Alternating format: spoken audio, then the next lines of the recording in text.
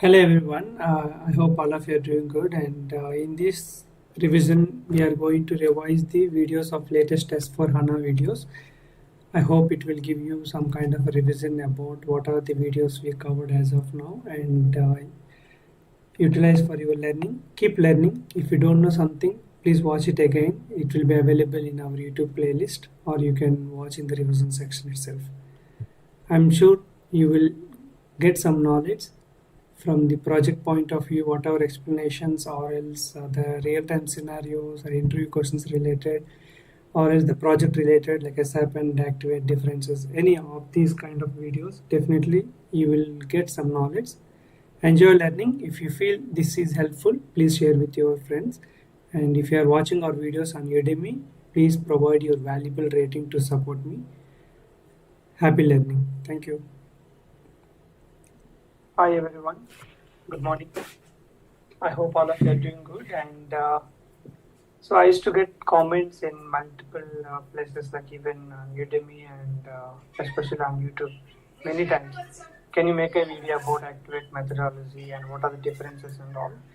It literally it took me a lot of time to speak to certain kind of experts who did 6-7 implementations in Activate methodology as a project manager.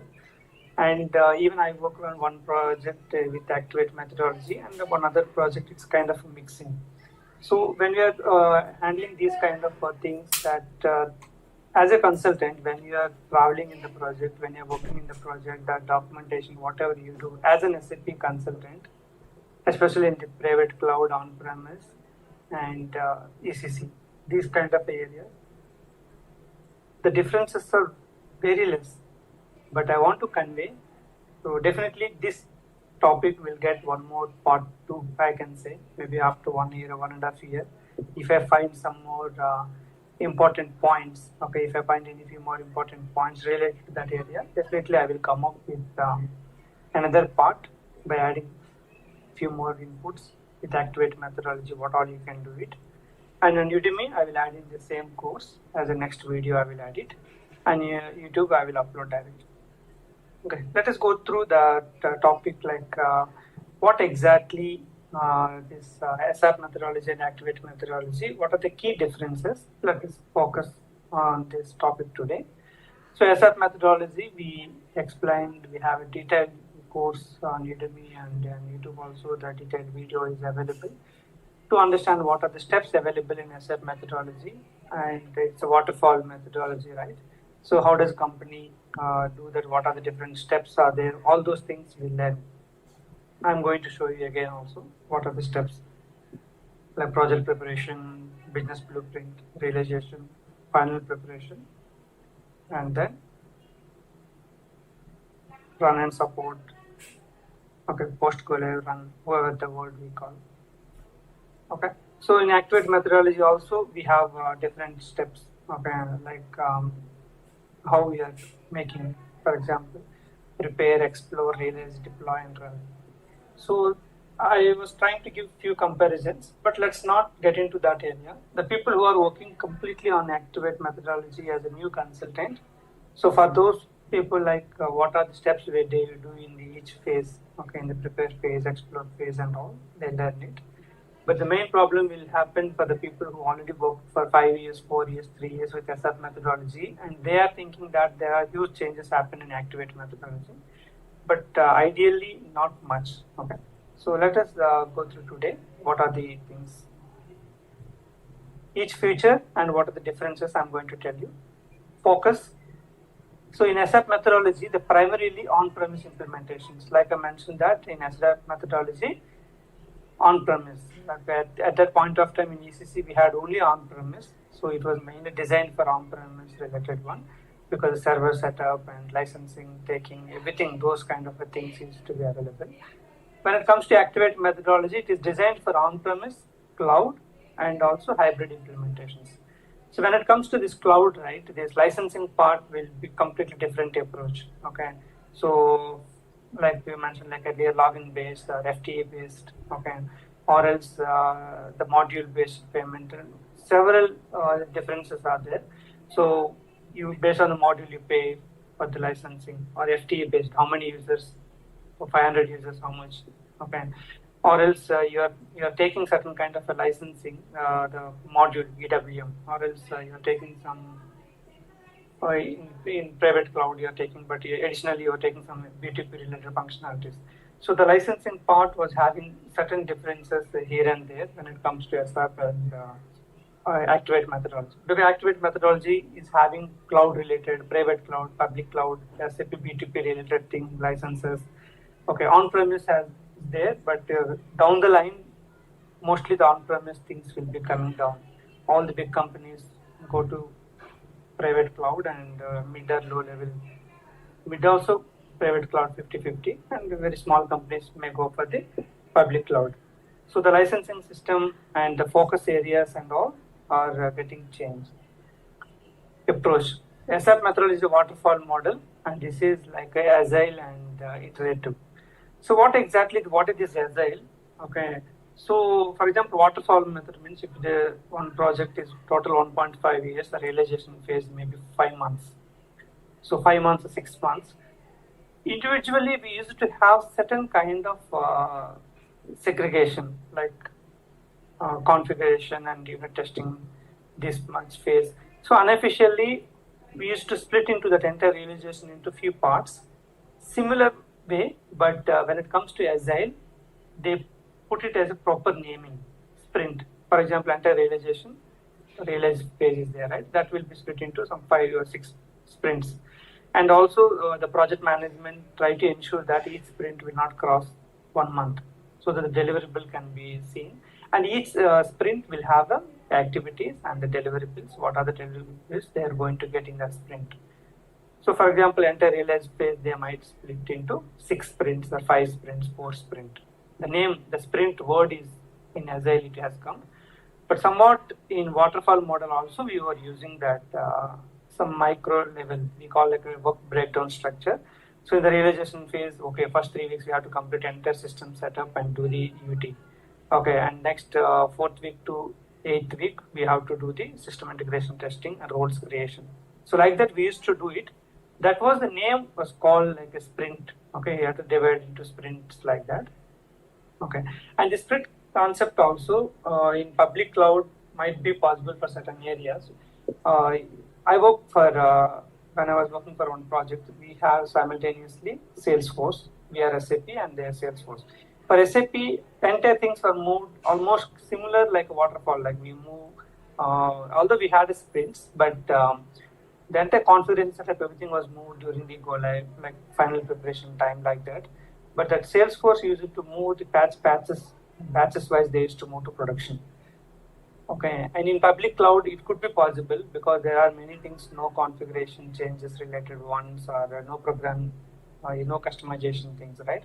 So in public cloud, I believe we see more this agile and sprint related things. But when it comes to private cloud and on-premise, see, if I move my complete configuration or some basic configuration to SAP, what we can do? We need a SD, we need finance, okay, and all those things we have to move together. All those things we could put it into certain sprints, okay. So at high level, the entire operations, how we are splitting into the phases, okay, or else when you have 100 developments, even in waterfall also we used to do that. 100 developments means, okay, P1, 60, everything should go before go live, and some 25 go live to hypercare means within 2 months of the go live, after 2 months of the go live, and remaining 25 or 10, whatever pending, that can be given within 6 months. So like that also we used to split. That was, it's more systematic way it was happened in the Agile methodology. So the differences, if you work for 5, I work for some 7-8 implementations in SAP, right? So the differences I'm not seeing too much as a SAP consultant, but in Salesforce and all, they could see more. And even for SAP public cloud, I believe we'll see that one. Certain objects they can move to the public cloud. At the basic, they can get the purchase orders, those things. If they want little more functionalities, can be moved in sprint too. Might be they can plan because the project duration also very less, right? So they don't have too much coding, they have too many developments, customization. Okay, that could be one thing. What is the scope? So SAP methodology is comprehensive, covering the entire project life cycle. Okay, so general SAP methodology means we plan the entire, like from project blueprint to till go live. So when it comes to activate methodology, it's more flexible, adapting to project needs. So the project needs certain deliverables within 3 months, and certain things can be 6 months if they have certain things. The public cloud or less customization related, no ABAP programs and all. Certain things can be moved. Okay, but still, when it comes to SAP, the visibility wise, the partial movement to production, running the business for certain areas, we need to really find certain areas only we can do like that, because we have interlinked. SAP is not a single product, right? It has interlinked to SD, material management, production. Everyone needs all the modules. Without material, I cannot create a production order. Okay, and without sales organization, I cannot do an S2O process. It's all interlinked. So we have to move in a somewhat like a waterfall method, but the sprints will be helpful for the project management to segregate the work and see the deliverables. So if you want to achieve 100, okay, so how you split into 25. So for this 25, next 3 weeks, next 2 weeks, next 3 weeks, like that you can plan the sprint based on the each phase of that activities, and the timeline also can be decided. All 25 doesn't need equal time, right? Certain 25 need more testing and all. That is that may be 3 weeks. Another one is 2 weeks. Another one is 4 weeks. Like that you can plan. Pages wise, project preparation, business blueprint, realization, final preparation, go live and support. These are the phases in SR methodology. And when it comes to activate methodology, we have a prepare, explore, okay, realize, deploy, and run. Okay. So these are the phases, and I was trying to give some comparison also that you can see. Content, detailed and extensive documentation, leaner, focusing on essential deliverables. This statement is good to read in document as a real time. I'm mentioning whatever documentation we maintained in SAP methodology, the blueprint, KDS, test scripts, function specifications. I see mostly we are also making in Activate, but in future, if I find certain kind of any key difference that these documents are not valid anymore, I will definitely add a bytes to this video. But according to my current experience, and even I spoke to you like not only my experience, very little in Activate. So I spoke to few experts who have wide experience. They really, literally, they are not able to provide strong differences. I was asking the question like, what was available in SAP methodology which is not available in Activate? Can you give me 3 examples? We are making blueprint in both the cases, function specification, all those things are similar. So this content-wise, not fully agreed as of now. Best practices. This is the major difference we can say. In SAP methodology, incorporated but less emphasized. So SAP methodology time, like in ECC, best practices as we see, but we are not that much focused by SAP to share in the multiple cases. But in Activate methodology, mentioned on-premise, private cloud, and public cloud. If you go to the SAP site, okay, even I provided earlier on YouTube and a few platforms like okay, how to find the best practices in SAP website. So those best practices also, we can see that I will keep that best practices link, related video and link in this PPT. Okay, I will upload the PPT in the Udemy course. You can go through that one. So those best practices will guide you that what are the SAP suggested steps. Only to refer. Okay, each client may have little 10 to 20%, 30% changes. So you cannot always use the same steps in everywhere. But most of the cases you will use the same. So I will keep the link so that you can go through that best practices. So in Activate methodology, actually it's not about the methodology. SAP itself introduced this best practices for each process and keeping in many things in public, few things in the private. But you need to log into the OSS Note ID to access those things. So that's a major difference. Now we have a lot of best practices and to identify what is the process step and all. Cloud readiness. In the SAP methodology time, the cloud is limited. It's almost like you can say negligible. You can say even we had worked on SAP methodology with S4 HANA server, but still it's database normal, everything is ECC. But here when it comes to Activate methodology, it's designed for the cloud environments because public cloud, just take the license and pay how you're buying a subscription, right? Like that you will take it. And almost no code related solutions are there. So the public cloud set up the system and move to quality for the UAT, then move to production. So those kind of things are available. Again, the sprint or SI, okay, these things are all come part of that. User experience, less emphasis on user experience. Yeah, now we are, few people might complain that SAP GIS screen is not that good and all, but the people who have been working for last 25, 30 years and all, many people are like they're comfortable with SAP GIS screen. And few might complain because of the regularly when you open an email, when you open a website to check it, everything you are opening in a website, web or the cloud related look. So if you are doing similar kind of look in your office work premises also, people might be more familiar. Okay, so that is the one. The user experience was centric and promotion adoption. So the promoting adoption is there, but the adoption wise, how many people like the Fury apps, cloud and all, and few people still like the GUI.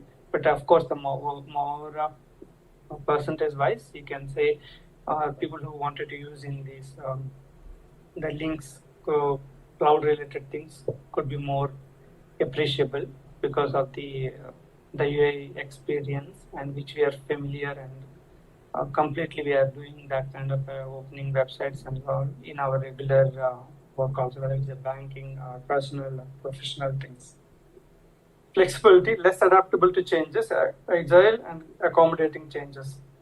So this part also we don't have proper example that what kind of changes it can adopt. But one thing I was mentioning again and again, if we have these kind of agile approach with sprint things, okay, so you can segregate the work into pieces and how you can deliver it. So summary wise, SAP is a traditional structured methodology suitable for on-premise projects that requires extensive planning and documentation. Activate a modern, flexible methodology, embracing cloud and hybrid deployments, focusing on agility, best practices, and user experience. So agility is more into that sprint, how you're segregating the work and do it. Best practices, SAP release the best practices for the processes and all. The consultant has to go through and try to fit into the best practices as much as they can so that the customization will be reduced. User experience of Fury apps, as of now we are always logging into GUI, but in Activate methodology, like in the cloud, you can log into the tiles, Fury tiles, and already released this SAP mobile start, you can access things into the app also. Additional considerations wise, Activate is a successor to SAP. That's what like from SAP. That's why I'm telling like when Activate comes, all good things in SAP and most of the process steps look similar. It may be 70%, 80%, 60%, what are the percentage, but it is a successor to SAP. And designed to accommodate an evolving landscape of SAP implementations. Both methodologies can be customized to suit specific project requirements. Choosing the right methodology depends on factors like project scope, complexity, environment, or whether it is public environment or on-premise, like public, private, cloud or on-premise, and organization preferences. Based on these things, we have to consider it. So I was trying to make few comparison. You don't say like it is exactly because it's very difficult to put it also. So in SAP methodology and Activate and SAP methodology, in Activate we have a discover and prepare. Okay, the previous slide discover is not given because it's very initial stage certain activities. So if you say those pages, it looks like our project preparation, but few prepare activities are available which we did do in business blueprint phase. Then explore. So explore is like looking like a business blueprint. We finalizing all the processes, finalizing all what kind of systems you are going to use it, and those things will be finalized. So some of the little bit activities in pair and explore are related to business blueprint. Next one is realize and the realization in SAP. Here realize. This is almost similar, I believe. So it's you can do that config testing, moving changes to the system, and then do the integration testing, system integration testing, regression testing, all those things happen. The deploy, see, it's almost look like a final preparation. Like in realize, realization, and some part of final preparation also is being done in Realize. Okay, so deploy means we move all changes to the production system. We also do the same thing in the go live time. We move it. The cutover, all those activities will happen in deploy.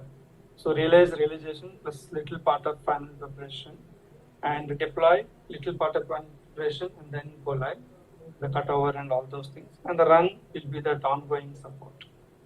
So this comparison will give you an idea. Like I mentioned that it's not 100% equal, and I don't get into that kind of a wrong understanding that okay, this phase and this phase are exactly equal. No.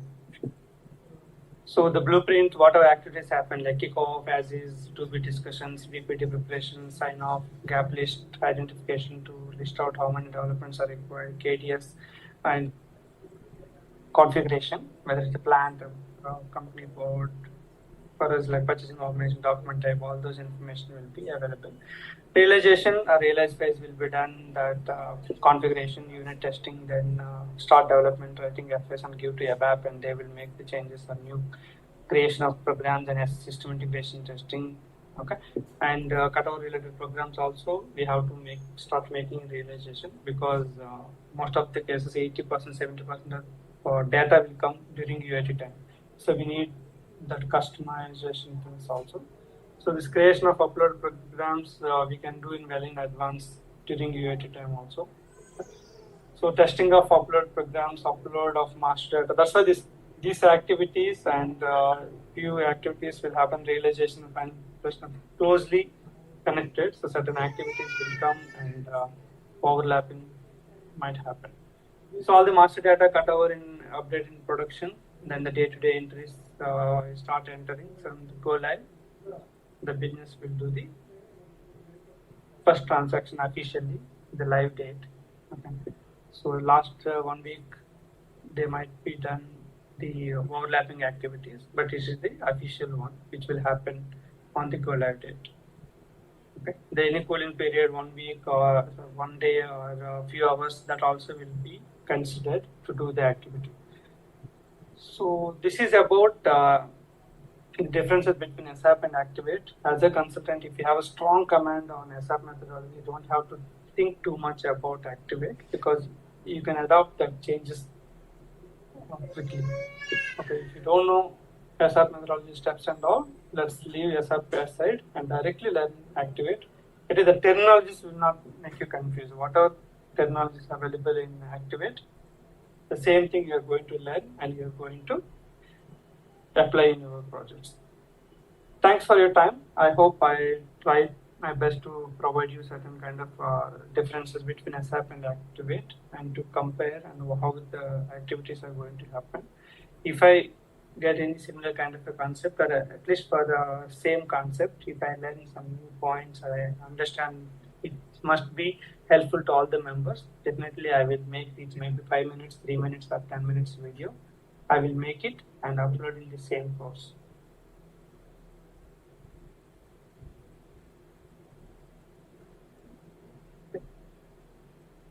Thank you. Then we can end up the session.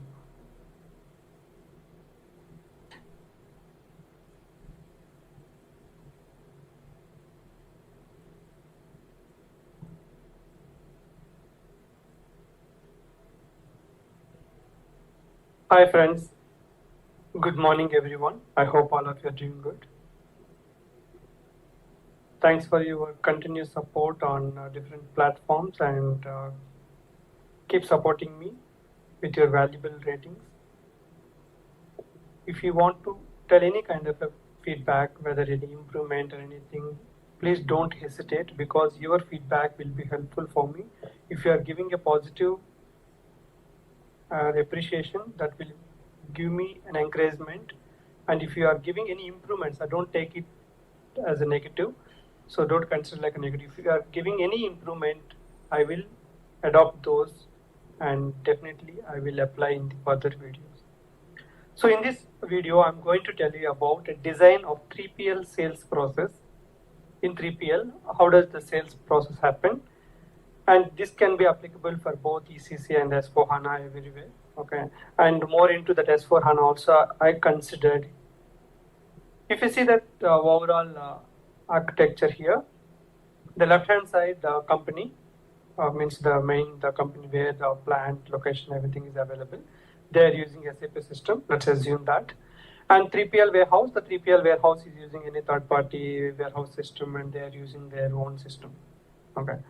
So now company is using SAP MM only, SAP MM SDFI. They're not using warehouse management, but they have given their warehouse to a 3PL, means a third-party system. They are using their own warehouse to do their put away, storage, handling the bin, stock, everything. They are using that one. Okay. So in this design, what kind of things happen? So previously you would have seen an inbound, the purchase order, status, goods received. I explained in our one of the videos. If you have gone through, it is good, or else you can check on YouTube or even on Udemy IDOC course we have available, the 3PL in the inbound process. Now we are seeing that sales process, how does it happen? The basic prerequisites, we need to understand that one. The material master need to be interfaced. Otherwise, you are creating everyday new materials and the 3PL system will not have that material information. Okay, so that based on the initial design, what are the material master interface, if you are sending that IDOC or API log, how you are sending that, you can send the data. Or else, if you are without material, if you are sending that one, and 3PL also should have in their system the database. So master data like vendors, materials, customers, if you are having interface, you try to keep it interface so that you will not have daily hurdles. Okay. Or else if you are sending the manual information, there will be always issues. So master data is already synchronized. Let's assume that. So the process wise, the customer, your customer has sent you, the company's customer has sent a purchase order. Based on the purchase orders, the sales team has created a sales order where they input that customer reference details like purchase order number, material quantity, all the information. Sales order is created and the sales orders are converted to outbound delivery based on the plan. Okay. For example, the outbound deliveries are created immediately once the sales order is created, or else based on the business requirement, they convert all sales orders to outbound deliveries based on their plan, weekly plan or monthly plan or daily plan. Based on the plan, they convert the sales orders to outbound deliveries. Outbound deliveries will carry the material quantity, which customer and what is the date and estimated date of the delivery date, when they are going to send. All the informations are stored in outbound delivery. So many companies, they create outbound delivery once they plan for the sending. So based on the date, they can plan and execute it. So once outbound delivery is created, and outbound delivery will have that delivery date and quantity, material, customer, that information will be sent to 3PL. So mostly we use IDOC nowadays, but I mentioned that APIs also because I'm observing the latest S4 HANA projects. Mostly APIs are being preferred than IDOCs. Okay, even you can use RFC. So that's why I didn't use the technical terms and which is compatible and based on your third-party system, based on the compatibility and based on your system, whether you're using ECC or S4HANA and what kind of capabilities you have. And mostly you can encourage to use APIs and RFCs. Okay. So IDOCs also wherever it is required, you can utilize it. That's why I mentioned without going for the technical terms, one of the interfaces you can use to send the outbound delivery information to the 3PL system. Now the 3PL warehouse have got that information, the DO information, it has the material quantity and the delivery date, estimated delivery, whatever plans they're having the information, they received it. Based on the information, they generate the pick slip in their system. Okay, I didn't mention about the pick slip and all, because third party system, what kind of compatible, like what kind of functionalities they have. Based on that, they print the pick slip and the pick slip will be given to the picker and picker will be the picking. These are all no information to our SAP system. Okay, so picking is completed, and once the picking is completed and when they want to ship, the loading is initiated. So you can say like this process is the goods issue process in their system. Okay, so once the goods issue is initiated via API or RFC or IDOC, the DO, what is the delivery number, how much material, what is the quantity, all the information will be sent to SAP. So based on that information, auto PGI will be posted. Here we can have some like few challenges that delivery was created of 100 quantity and they have to do the PGI for 100 only. If based on the physical stock, if they want to send 90, then they need to send the delivery information. They have to send that quantity and all the technical challenges we need to handle. Either we are accepting any partial quantity or not. If we don't accept, third party 3PL warehouse cannot issue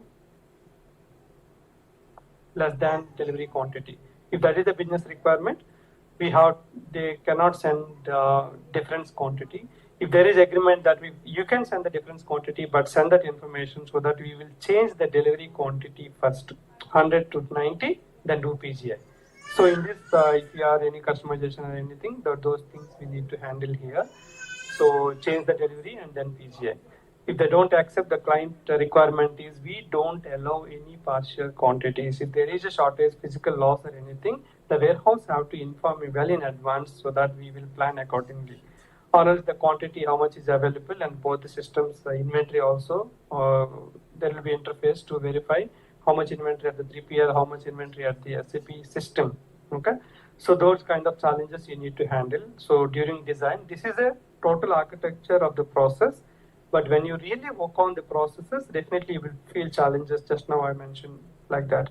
They have a 98 quantity. Can they do issue for 98 or not? That's a business call. If business says that one is based on their actual quantity, we are okay. Then when you're sending for goods issue, and in that API, you need to write the logic that first you change the quantity to 98, whatever quantity they are sending, their quantity is the final quantity. They cannot send more than that. There will be those validations also. For example, 100 quantity, they can send 98, change to 98, then do PGI, and then auto billing document. Case one. They want to send 100 out of 100, no issues. They want to send 102, there should be validation that they cannot send more than delivery quantity. Okay, if they really want to send that, SAP team has to amend that outbound delivery to 102. Okay, or they create a new delivery for the remaining quantity. So those kind of discussions you need to do as a functional consultant. Technical team can only work whether you allow, don't allow. Allow, you can go and do one step of change delivery and then PCI. If you don't allow, then they will put a validation not to send the data via interface. Okay, here there will be interface will be there. So these are the area like how you need to understand what kind of challenges can happen in the real time. So billing document is created, and once the billing document is created, if they want to send that billing information via API or IDOC, you can send that information to customer.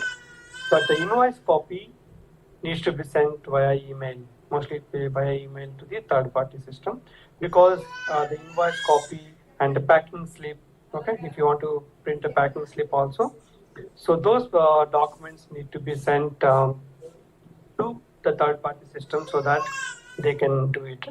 Based on your agreement, that one, the packing slip, they only can print from their system, then no need to send from SAP. So during design, you need to see that compatibility and functionalities in 3PL system. They have a system where they can print that goods issue packing slip.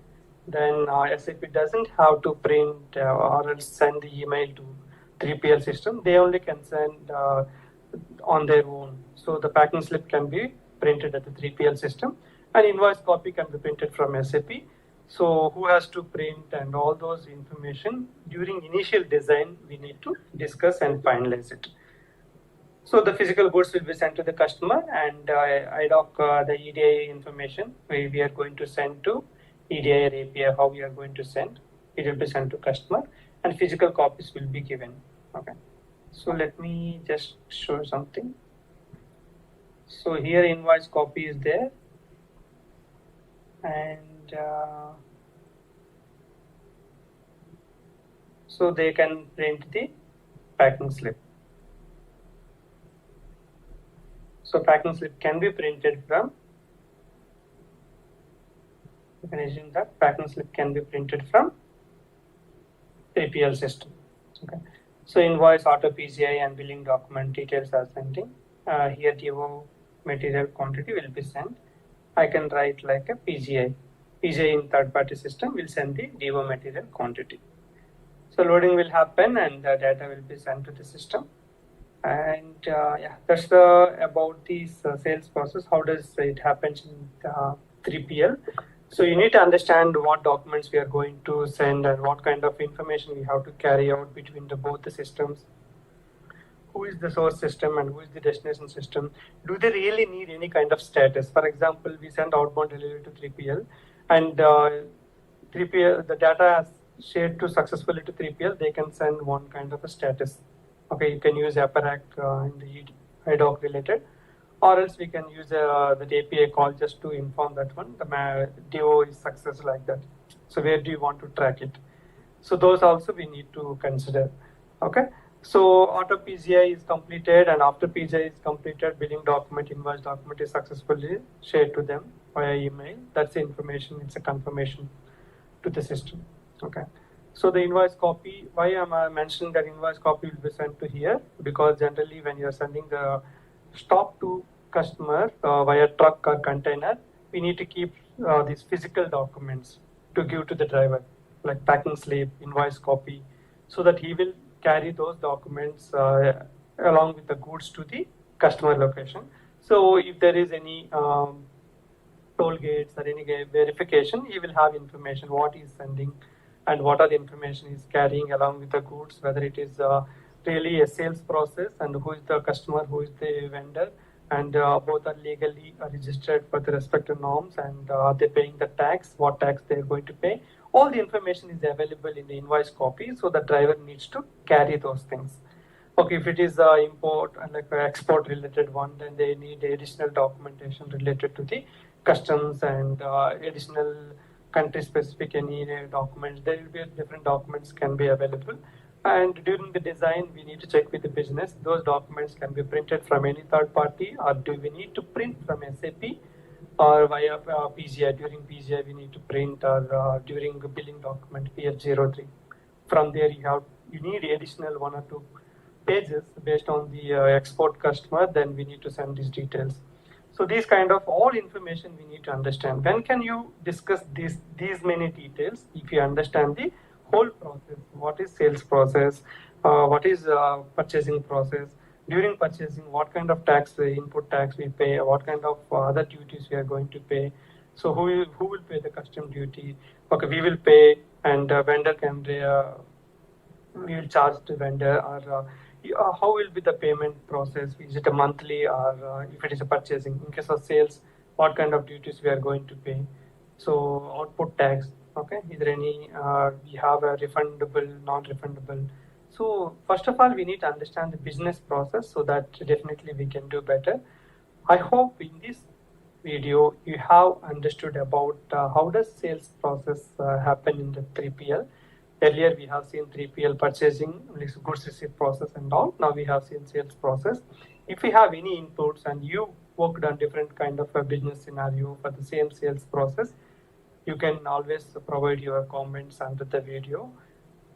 Keep learning, keep supporting each other, rate our courses, and follow our videos on different platforms. Thanks for watching. Have a good day.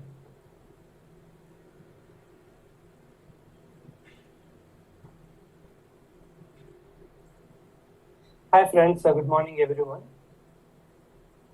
I hope all of you are doing good. And in this video, I'm going to tell you about KONV.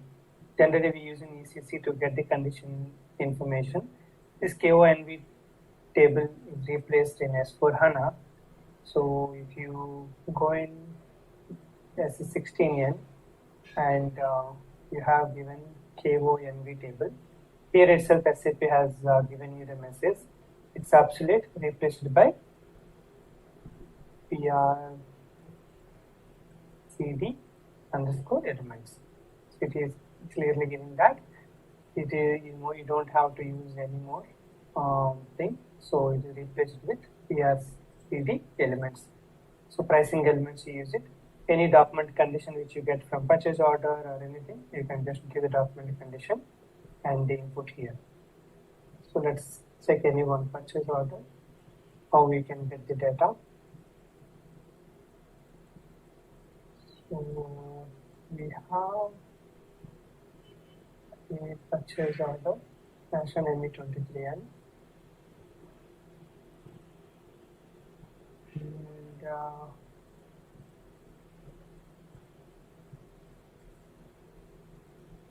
purchase order copy the purchase order, go to EKKO table, give the PO number, and get the document conditions KNUMB. KNUMB.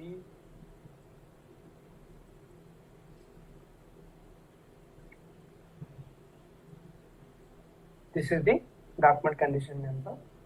This is same like ECC. There is no difference in this getting this value. After you get this one, and go to price elements, and you can pass the item because the data is at the header level, right? You can pass item 20, and then you will get the data. So whatever the conditions values are there. So here we have mainly the value. Okay, this is the value 1000 INR. The PV access is 1000 INR. How it is available, you can get it. So if you want to get the values from in S/4HANA when you are looking for any kind of report or any other customization, so you need to use the get the document condition from EKKO like ECC, but later you don't use KONB, you have to use the PRCD underscore elements table so that you will get the condition value. Okay. This is the condition value field which you can utilize it. So where is the condition value field? Yeah, you can use KWRT. So one more S/4HANA and ECC difference. KONB table is not available. The new table PRCD underscore elements will be used to get it. I hope you got one important point in S/4HANA. If you like the video, we always encourage with sharing with your circle. Keep learning and keep supporting. Thank you.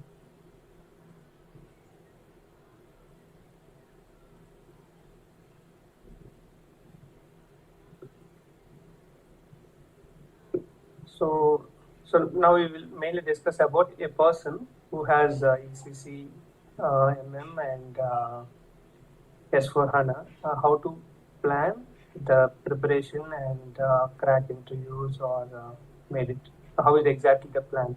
So we know that ECC, MM to S/4HANA. Okay, so we can the differences slowly it is increasing. Okay, at some point of time it was 90%. Now it is maybe around 70%, 75%. Okay, so how to mitigate that differences and how we can plan it. So a person, for example, in ECC, SAP, MM, first of all they should know what is available. Why I always insist people that ECC also, because along with S/4HANA new implementation, there will be more ECC to S/4HANA migration. Okay, so we need to know what is available in ECC, SAP, MM, and then what are the differences in S/4HANA. Okay, the only front end theory, or else in the back end any configurations are available. Currently, I made one course on ECC S/4HANA differences. That is around 13 points I made it, but it's a continuous thing. Whenever I come to know any new things, I keep adding to that course so that the course will be the number of differences will be increased. Okay, we will also come to know it's like a continuous journey from my work or from my analysis or learning. So someone first they have to focus on ECC, SAP, material management. Okay.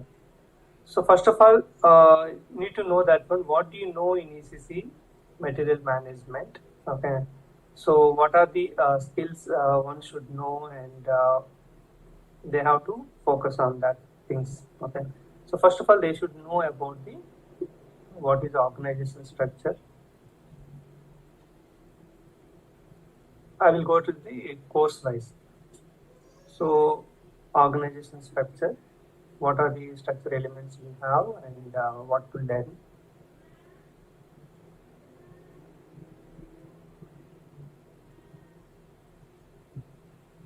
So organized structure and master data.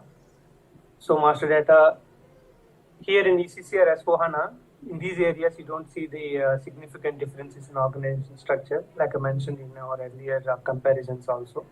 So all of our plant, company code, purchasing organization, purchasing group, all are at high level, it is similar. When it comes to master data, everything is similar except the vendor has come up in business partner and all. So first of all, you need to know about what is ECC SAP material management and the purchasing. All kind of either pricing procedure or document types, PR, contract, PO, scheduling agreement. So all areas you need to have a that command in that. Then you have inventory management, then logistics, invoice, verification. Okay. So these are the at high level, any consultant, what they have to know. Okay. So here in purchasing, we can consider the special procurements, pricing procedure, all those things can consider there. And inventory management, even purchasing, the automatic account determination, all the concepts will be covered. At high level, we give it like a 5 sub-modules under ECC, SAP Material Management. The course-wise I'm talking about. In similar way, when it comes to S4HANA, the person who has high command, good command on ECC,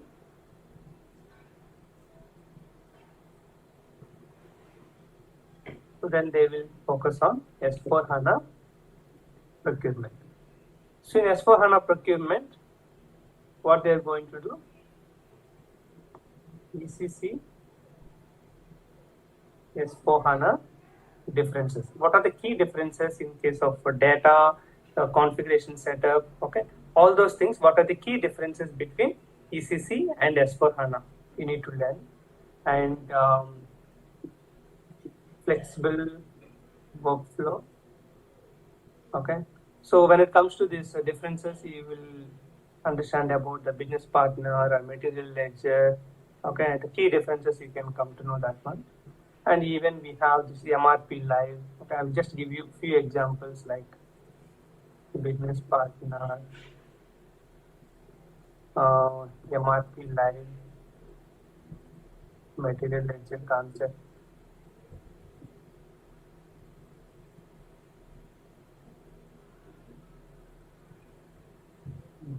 Etc. I think if you see my course also, we can see that one. We don't have to write down. Flexible workflow. And even LTMC also not much utilizing, but at least I will highlight that LTMC data migration thing, what we use in LSMW, we do in thing. The biggest thing is Fury apps. Fury apps usage and high level development knowledge. So not development, high level.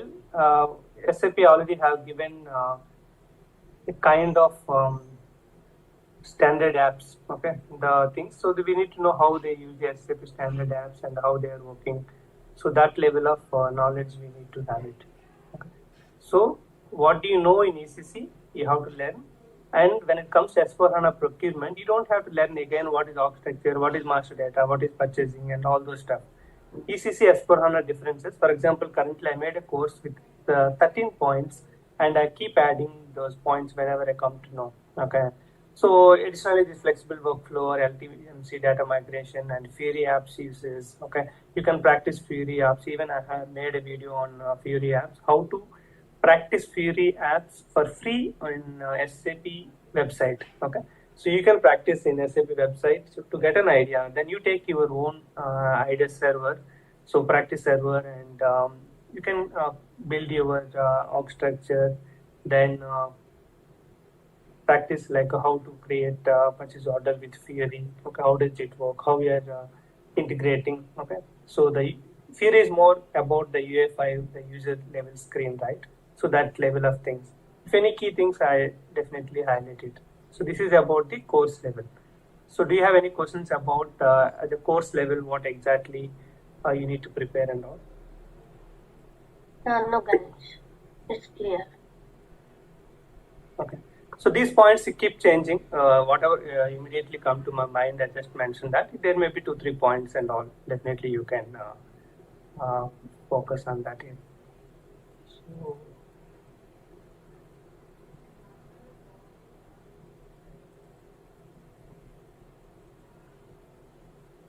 okay. So this preparation is for the people who have experience in ECC and who is learning ECC and who have some idea about ECC. They can plan like that. You don't have to go to S/4HANA to from scratch learn everything. You may not need it because many of things are similar here and there. Okay. The differences and all will speak about what differences is available in S/4HANA procurement and what we are going to take it. When it comes to S/4HANA, we are getting now public cloud, private cloud, hybrid cloud, and on-premise. Okay, so what additional things one has to learn? Okay, in S/4HANA procurement itself, I will highlight few things.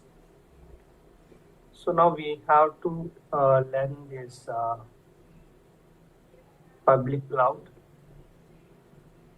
private cloud, hybrid, on-premise. Okay. So during ECC people, mostly we know about on-premise. Okay. So, but now we have a public cloud, private cloud, and hybrid. Hybrid is combination of public and private kind of thing. This public cloud is leading with the word SAP B2P.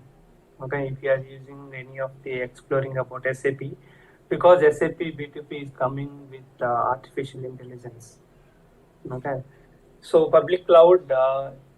So SAP BTP is mainly using for a public cloud. The companies who wanted to come in public cloud, they can go for SAP BTP, which has artificial intelligence, the UFI screen, everything. The AI will take care about the screen designing with minimal ABAP. If when it comes to private cloud or hybrid or on-premise, you will see that more changes to the development and ABAP things and all. But in public cloud, mostly SAP is giving a set of standard things. Okay, and they can utilize the companies who have a less budget to implement their ERP. So those people can keep it on. They can think about public cloud where standard functionalities will come with negligible development. So it's more about S/4HANA. Everybody, what we need to learn. Okay.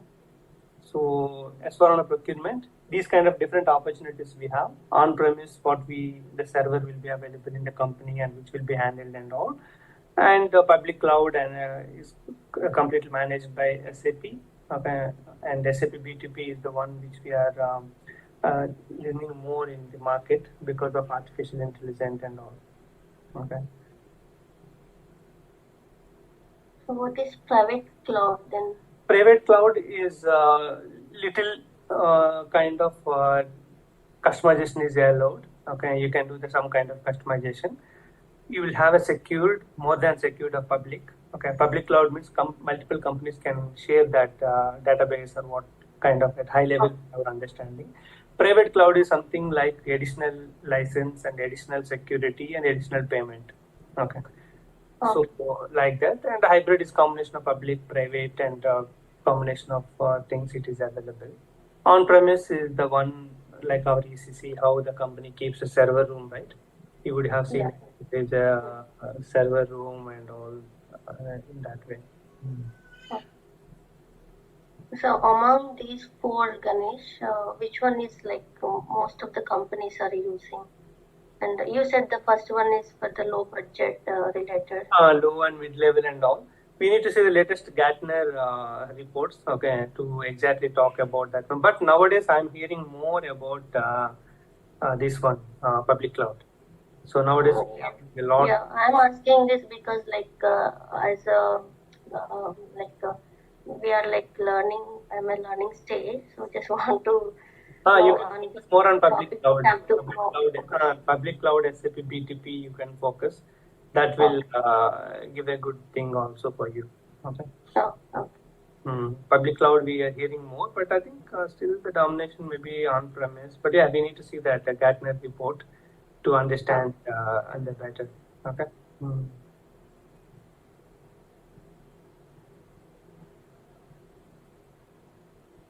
Okay, so and common thing everywhere, whether you are in SAP or S/4HANA, so the knowledge on developments. Okay. So we should know about the development part. Okay. So we call it like a RISEF W. Okay. So you should know still there will be customized reports requirement and interfaces. Okay. So our SAP S/4HANA system is interfaced with third-party related systems and all. And the conversions mostly in S/4HANA, we are not using BDC. Okay. So BDC is one part of one kind of data migration in ECC, but in S/4HANA mostly we are using BAPI, okay, or else you use LTMC and all. So the conversions can happen. So conversions, enhancements, maybe because of a lot of development in S/4HANA, the enhancement may be lesser than ECC, but still there are requirements of enhancement based on the client requirement. Because SAP can provide a solution uh, at a high level to satisfy 60% of the customers or 40% of the customers, but still country to country, the legal things will change or the way of what you call handling the same transaction can be different. At that point of time, there will be requirement of enhancements. Like they wanted to make a certain field as mandatory for few plans, but optional for few plans. So those kind of magical requirements we cannot fulfill in SAP standard in all the cases. Certain cases you will have a plant specific screen layout, for example, material master. But purchase order document type screen layout, we don't have a plant specific. Definitely we have to go for a enhancements to maintain certain plans in the list. And for these plans, you have to work like this. For these plans, you have to work in a different way. Okay. And forms. Forms are the common developments which we cannot escape because every country, every company may have a different type of forms where the fonts are different, way of showing information is different. Few people want facts detail, few people don't want facts, few people want to have additional remarks. A few countries they want to have tax they want to show on the PO form, few company they don't want to show the tax. So always forms will have a based on the company's layout we need to design. So that will be there. And the workflow, yeah, now flexible workflow is one thing which we are hearing more in S/4HANA. So the flexible workflow will be used in the most of the cases. Mm.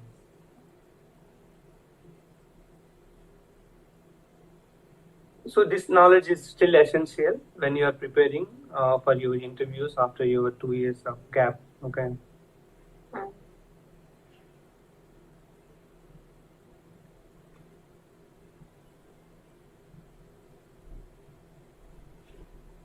Okay. So the developments and S/4HANA procurement wise, you can explore about all the new functionalities, theory apps, and other things, and ECC S/4HANA differences, the developments wise, and yeah, of course, reminding all soft skills, okay, the email writing or latest things, how to try what is the market in US, like when where you are staying in US.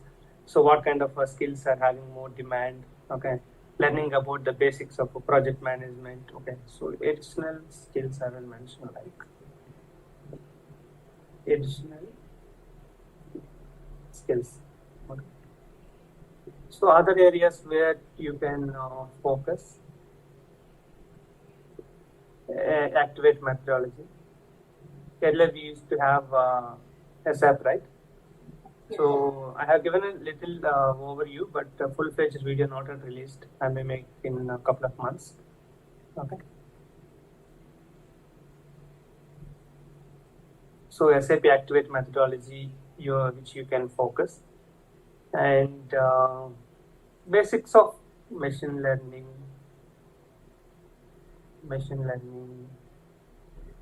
and artificial intelligence. Okay. At least we should know it. Anything is better for your client when you're working in implementation. If you have knowledge on these kind of skills, at least basic idea. We don't have to know technically development and all. Okay. Yes. If you know it, okay, some requirement is coming from your client at that point of time. Yes, yes, I have read an article or I have watched a video.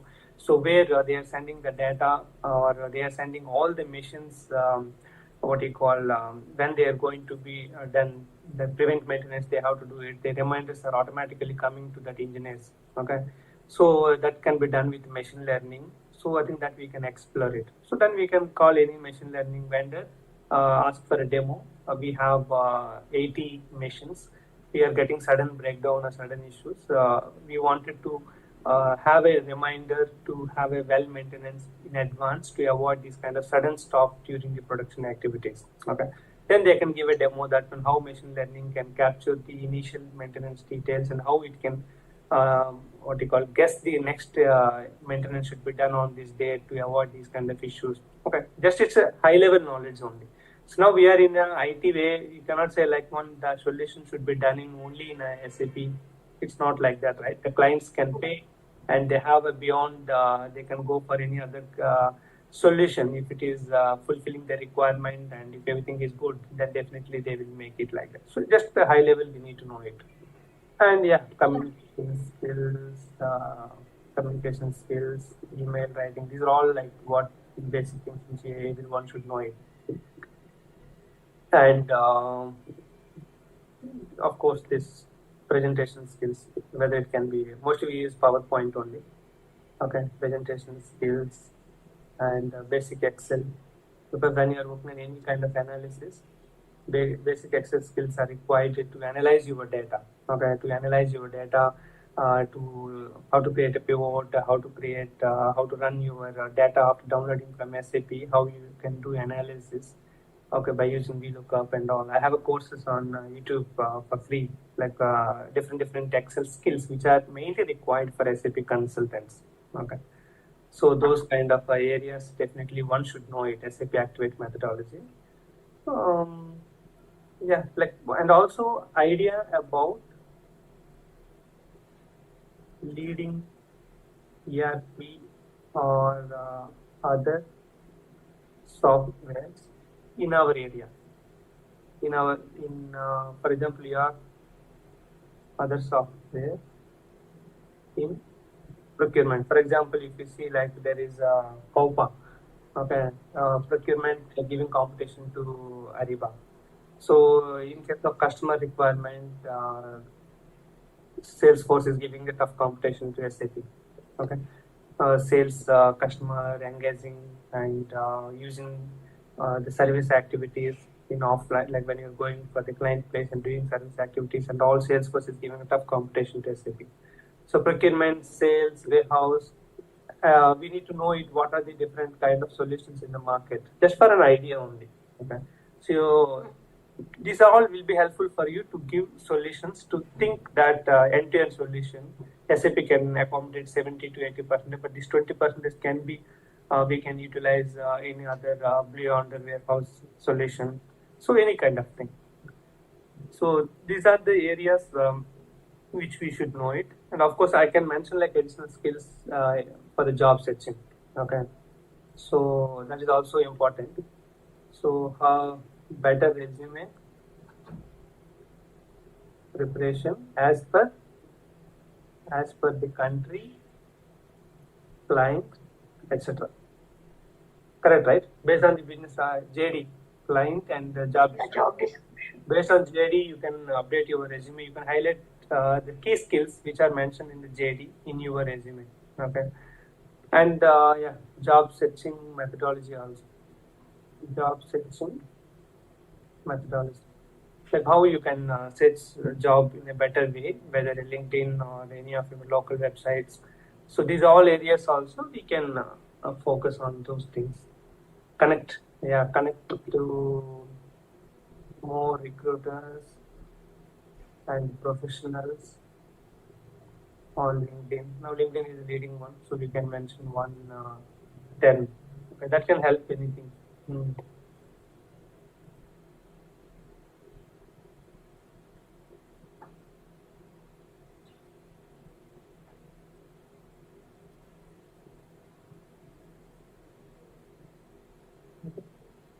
So yeah, this is about anyone can plan how to prepare ECC as for HANA procurement.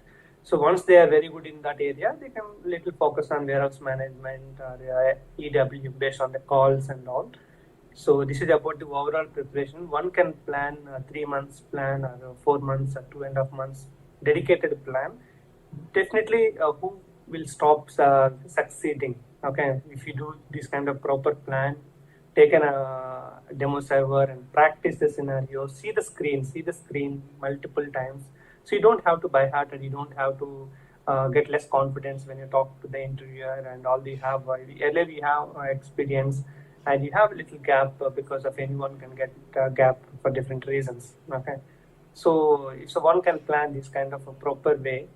So at least you will impress the interviewer. Okay, you might miss some kind of real time things, but interviewer get an idea that this person has an experience, this person has the dedication to prepare and the way of answering is matured. So let's give an opportunity to these kind of people who can cope up within few months and all. So that kind of confidence we are going to give it. Okay. So yeah, so that's way like how you can prepare. So learning plan as for procurement. If something little bit here, any additional things can happen that you can find it when you're searching about the differences and all.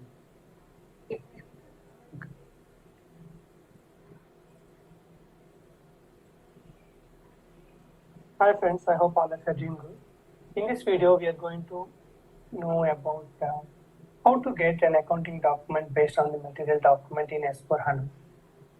So we already have a video documents in ECC, how to get from PKPF, MKPF, all those tables.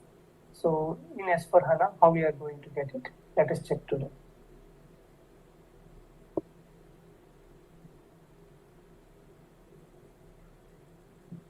So in S/4HANA, there is a new table called AC Docker.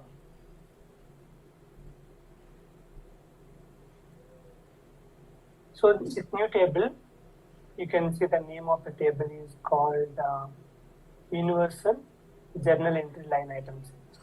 This AC Docker table, you can get both accounting document and material document within single table without checking multiple tables. Let us check it here, the company code and document number, fiscal year. This document number is the accounting document and there is a field for material document. You can use the search button, REF. Here is the reference document. For example, if you have any document which you remember, let's take a this is the one material document for which you wanted to get an accounting document. You can give the material document. Document fiscal year you can give 2023, and if you have any other information like company code and all, you can give that. Otherwise, you can leave it blank. Execute it. You can see material document and accounting document has come. So copy the accounting document, go to the new screen, give FP03. FP03 transaction is still valid in S/4HANA. Give the document number, company code 2023, and you can see the accounting entries. Okay. So what are the expenses? Account debit and GRIR credit. So the layouts, everything looks like our ECC only.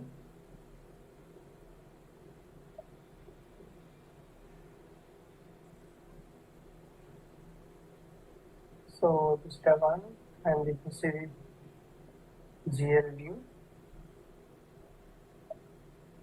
And see that. Go to change layout. It's actually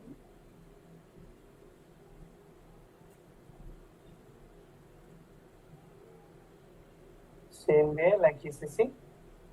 Use the transaction field. So this is the expenses one, right? Consumption PO. So the KBS inside it will come from the GBBR, and WRX is the GRI clearing account. Everything is same, only accounting document and material document both you can get from the single table AC docker.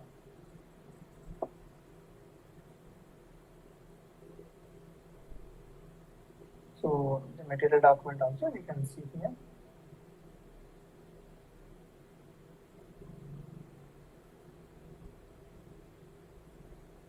Whatever we have given here.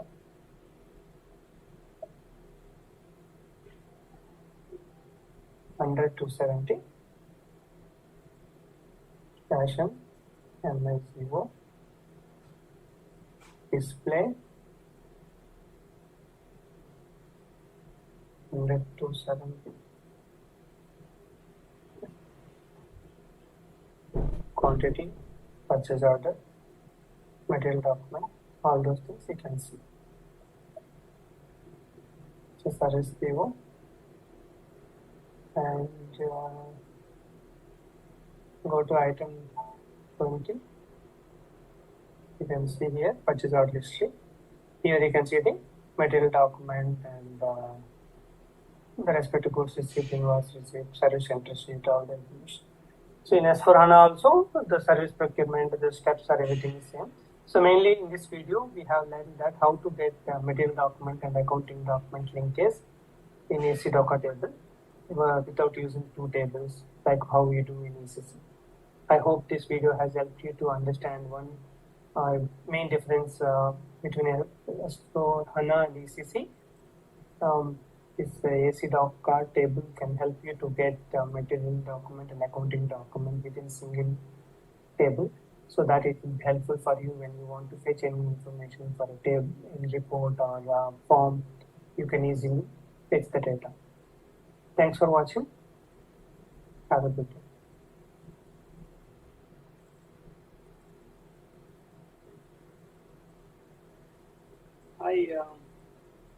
Today I will teach you how to take the list of open purchase orders. Generally, open purchase orders means we generally call like, for example, which are pending for goods receipt or which are pending for invoice receipt. For example, you ordered a quantity of 100 and let me explain you. For example, PO quantity is 100. Its GR quantity is 0 to 99. If we have done GR, if we have not done any GR, then the quantity is 0, then also we call it as open PO. And also if we have done 99 quantity, then that one quantity we can tell as the PO is having an open quantity of 1. Until you have done the 100, the PO is not closed with respect to the goods received. The same way we have an invoice IR quantity. If we keep like 0 to 99 here, then it is like an open PO for IR, and you can call it as open PO for GR. This is about the open concept. So for example, if you want to know the list of open POs for GR or open POs for IR, and also if you want to know the list of POs for both GR and IR, both are open, how to take the list of POs in SAP. Today I will teach you about that. First we go to SAP. Okay, let me go to SAP. First the transaction slash an SC16. Or if you don't know the thing, like go to SC11 and give the table EKPO, which is the PO item level. Collect the field names. We have two field names. Delivery completed indicator. See, delivery completed indicator ELIKZ, and final invoice indicator EREKZ. Now open the other screen. We can access either SC16 or SC16N. Go to SC16 and give the table EKPO.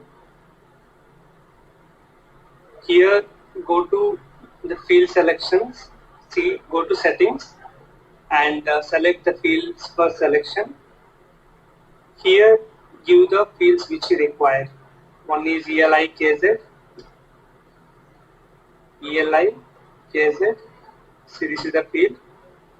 Select delivery complete indicator and also final invoice indicator. Now click enter. Now you will get both the fields in the input screen. If you want to know the list of POs, see we got the fields delivery complete indicator and also final invoice indicator. First of all, if you want to know the list of POs which are pending only for delivery, then select no. Otherwise, what you have to do, go to this selection views. Okay, here we have an option of you can exclude kind of maintain selection option. Otherwise, you can directly go to exclude single values. That also you can do. Go to exclude single values and give X. X means delivery complete indicator. You want to take the list of POs which are not having the delivery completed indicator. As I mentioned here, if the PO quantity is 100 and JR quantity is also 100, then see PO quantity 100, GR quantity is also 100. Then delivery completed indicator will be set, means X, automatically. Or else if you want to manually, if you want to close the PO, then also we can keep the delivery complete indicator. In the same way, PO quantity is 100 and see PO quantity is 100 and IR quantity is 100. Then the delivery complete indicator, then the final invoice will be, then the final invoice indicator. It is set automatically. Otherwise, if you want to close, you don't want to allow any future invoice receipt, then also we can keep the final invoice indicator. So that's why I'm just excluding the list of delivery complete which are not having the delivery complete. Then execute, which are not equals to X. And you can give the PO number, any plant you can give 1000. The dates, if you want to give any date, otherwise you can execute. You can see the number of entries here, many POs are there. Maybe you can give the date as 0101 2015 to 01 06 2016. Just I'm giving second. Maybe I will give 06 01 06 2015. Now the number of entries 145. Okay, if you execute, now you will get the POs which are open in that period for that plant.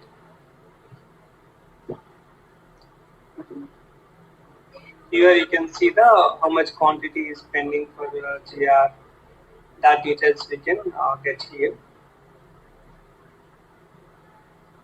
This is the list of POs which are open for GR in the specific period of time. If you want to know both invoice and GR, both are pending. Okay, then go to, this is the final invoice indicator and come here. Go to again exclude single values, means you don't want the which are having the final deletion, final invoice flag. See, not equal to X, not equal to X. Down, check, see 144 POs are there. If you select both of them, now these 144 POs are open for both goods receipt and also open for invoice also. If you want to know only open for delivery, you have to select only open for delivery. If you want to know only open for invoice, you have to remove this and you have to keep only, go to exclude single values and X. Then you will get the only open for invoice. See, only open for invoice 293. If you remove this 200, then you will get all the 293 POs. Here what we have understand, we can get from this table open POs with respect to goods receipt, and open for GR or open for IR or open for both GR and IR. This is the method how we follow. We use the settings field for selection for giving the additional inputs and all. I hope this session is useful for you to get the list of open POs. And thanks for your time. Have a good day. Right. In this video, I'm going to explain about the concept of quota arrangement. So quota arrangement is one of the master data in SAP MM or S4 HANA procurement, whatever you call. So quota arrangement plays a key role when it comes to the source of supply. So in source of supply, quota arrangement will be given as the top priority. So mainly it has multiple functionalities that you can plan for multiple vendors at once when you're procuring for external procurement. So if you have only one vendor, you can just maintain 100%. So quota arrangement and source list could be similar. You can just go and maintain a fixed vendor. But you have 3-4 vendors and you wanted to procure from all the vendors, but based on certain percentage you wanted to maintain. So the business wanted to maintain that whenever I procure 100 quantity, I want to get 50% from one vendor and 50% from another vendor, or else 40, 30, 20. So whatever, any kind of such kind of requirements can be fulfilled with quota arrangement. So at high level, quota arrangement is useful for source of supply, especially when you're using MRP. System will automatically create a PR and automatically source of supply will be assigned. And if you use quota arrangement with the percentage basis, system will allocate the vendors based on the percentage which you maintained in the quota arrangement. So a particular material can be procured from different vendors depending upon the requirement. In this way, the total requirement of material is distributed to different vendors. So that equal to the quota is assigned to each source of supply. The quota percentage will be given. So that entire functionality is covered under quota arrangement. So a quota arrangement divides the total requirement of material among certain sources of supply, and the particular quota specifies the portion of material that is to be procured from an assigned vendor source. So quota rating is used to determine the amount of material that is to be assigned to a particular source of vendor. So we will see in the system how does it work and all. So how is the calculation of quota? For example, like I mentioned that you can maintain the multiple vendors and respective percentages you can give. So based on that, it will be taken. And the quota rating will be calculated based on the formula, like how the rating will be given. Quota rating equals to how much quota allocated quantity, how much you allocated, and by quota. So for example, the total quota is 100 and allocated is 30. So it will be like 30 by 100. So in that way, how the rating will be given. So you can see that when you see in the system, how system is getting calculated, how the fields are getting changed also, you can see it. And there are a few additional fields are there. We can see, and by using this F1 function key, we can read it, what are the utilization, how it is getting maintained and all. So where quota allocated quantity is total quantity from all orders. So how much already ordered, the total quantity is procured from a particular source. Okay, quota allocated quantity. So the quota base quantity is the quantity from new source of supply. So quota is total requirement of material that is given to a particular source of supply. So here I can say mainly like what is the quota base quantity is quantity from new source of supply. But allocated quantity, if we have already have certain orders, so that order quantity also will be shown in the screen. I think more into the theoretical, you can anyway read it. I will show you the system, what fields will be maintained and how you can manage your quota arrangement functionality for the business requirements.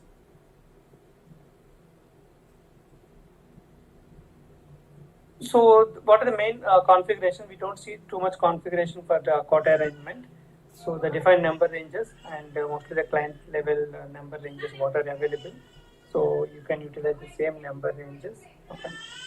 So like info record, we don't make much things about the number ranges and all. this is one important one. Whatever the lot size procedure you are going to use it, for that lot size procedure, you must activate the splitting quota. So the splitting quota must be activated, that we will see in the system. Then what is the prerequisites master data? In the material master, if you are procuring external with more than one vendor, so you have to maintain the external procurement F. And if the material is procuring for both internal and external and all, then you can use that X.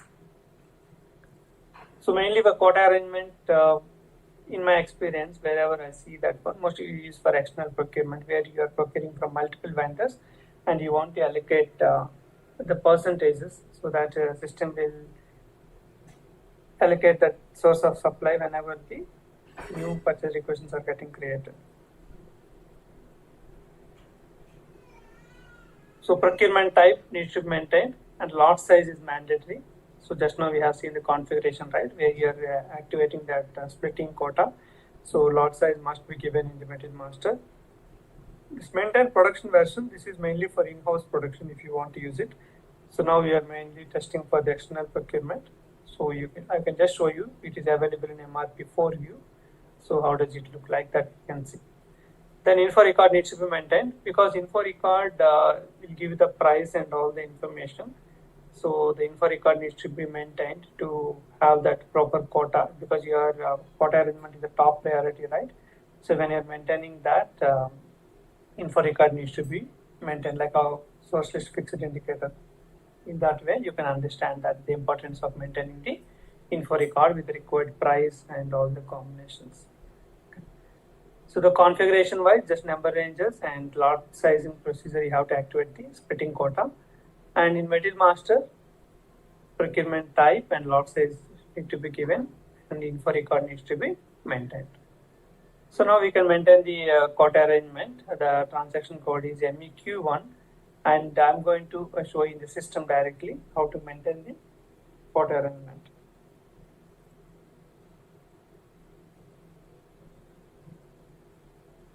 So you can directly come here, logistics, material management,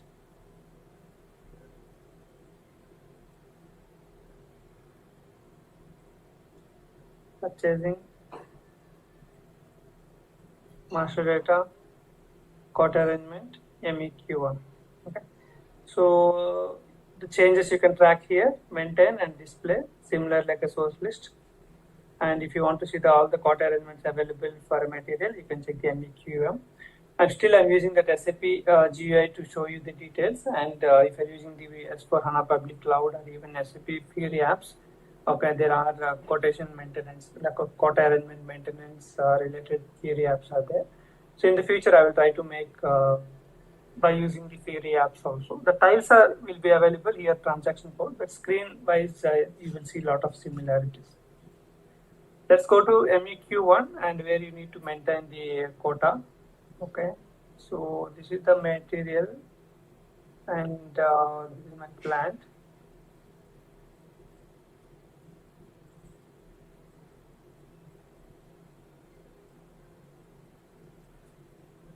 So you can maintain the quota details. Okay, so item. So here there are certain allocated quantities are available. So let me clear that details first. The allocated quantity, because there are the open orders are there, so that system has given the allocated quantities. So let me make it blank. It will give you better idea. So go to MD04.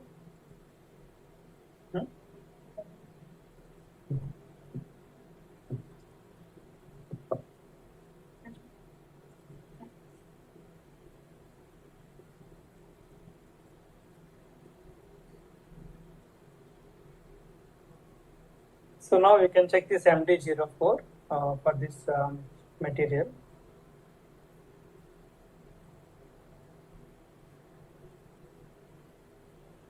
So with MD04, there are already two orders are requisition created.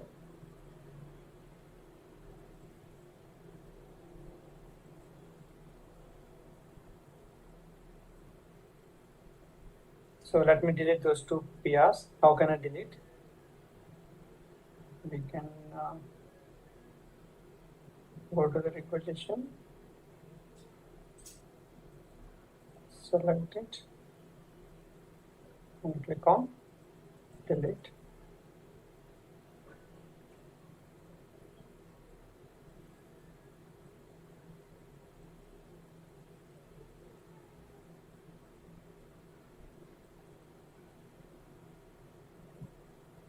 So once the requisition is created, so it was showing like allocated quantities.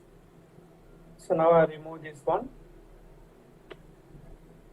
and let's go to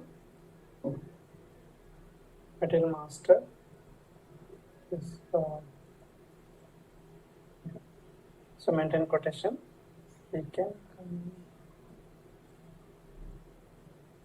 okay, all are fine. Okay, so based on our setup, let's check it that one by one. And SPRO, reference IMG, material, management, purchasing, code arrangement, define number ranges. So we can use that number ranges which are available at the client level. You don't have to make any changes there. So number ranges are maintained. Then you go to consumption based planning, and here go to planning.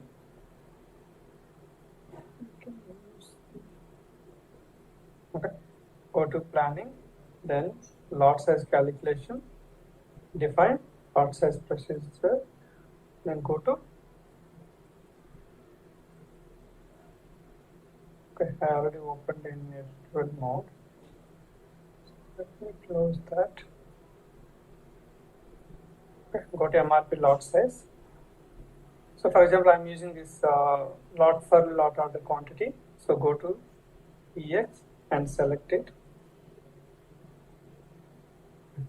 So here there is a checkbox called splitting quota. This splitting quota needs to be activated for the lot size in long-term horizon or short-term horizon. You activate for both of them, no need to think much. So the splitting quota is the configuration which I highlighted. So these are the only two configurations we need to do. So after that, go to material master. So this is the material I'm going to use for our testing. MRP1 and MRP4. Give the plant. Okay, so I gave reactor point 3000, which is the huge quantity, more than the available stock, so that requirements will be generated. And lot size procedure is mandatory, like I mentioned that you have to maintain the lot size procedure EX.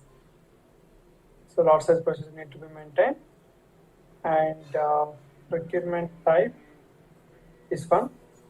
In MRP2 view, the procurement type you have to give external procurement, as we are procuring for multiple vendors and all. So you can maintain this F. And also in master data, I highlighted one more thing, the production versions. If the material related to in-house production, then you need to maintain the production version information. So now we are, see, production versions are not required with external procurement because we activated the external, so system is giving you the message. So here we maintain the main information of planning. I'm using reactor points, so I'm giving the use quantity just to show that how much requirement, and the lot size procedure also are given. Then we'll maintain the info record. Info record is already maintained. So just so maybe I can do one M. So I already maintained the info record for both the vendors. I can show you any one. So I maintained all the information related to info record. So in S4 HANA, we can see this info terms more data. So that is one of the changes in S4 HANA.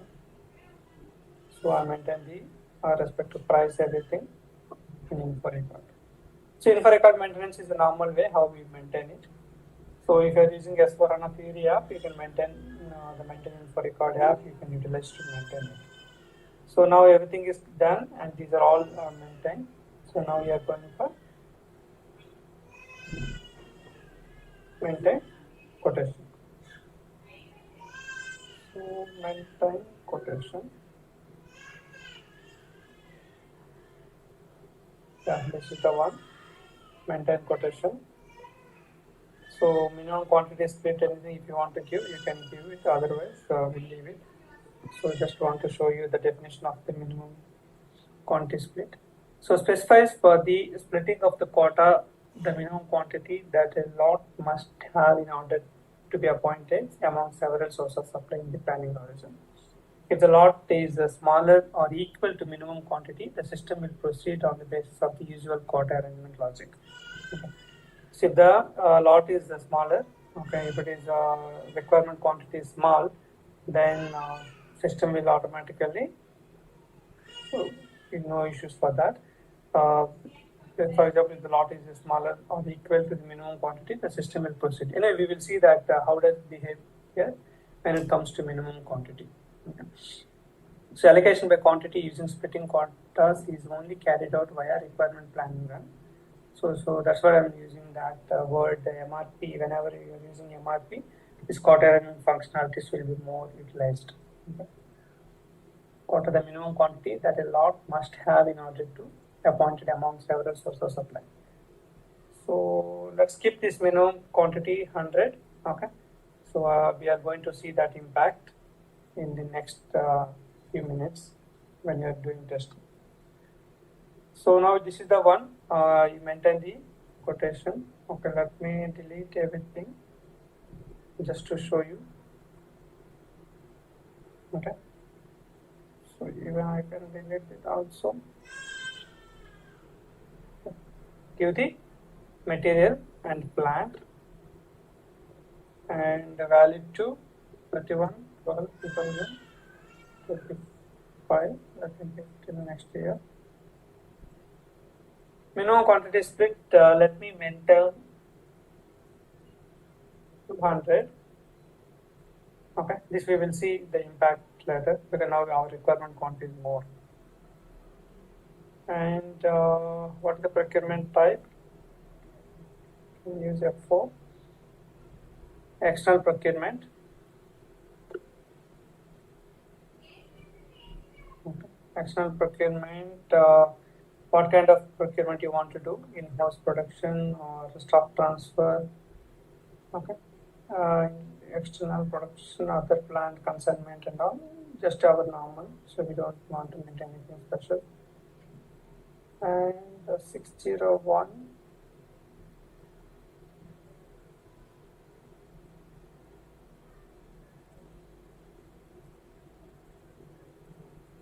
So for example, I give quota 1, so it is taking 100, if I give 2, so 1 it has given directly as 100%. Okay, but I am going to give 50. Okay. So 50 and even same thing you 1 and another one also I can give 1, so then it will automatically split.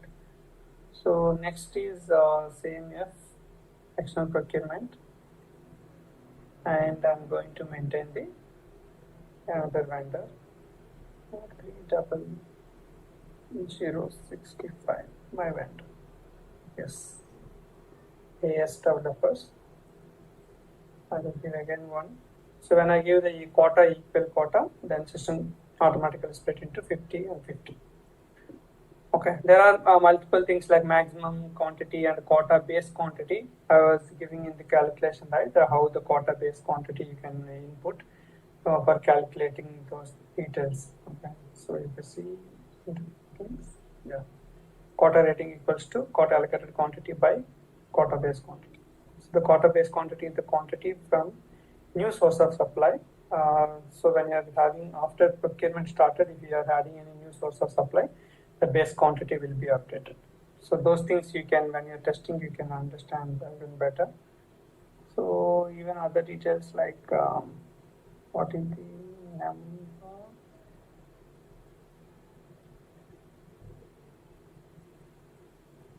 So whether you want to use the PP calendar or a period to which the release quantity relates to 3 entries.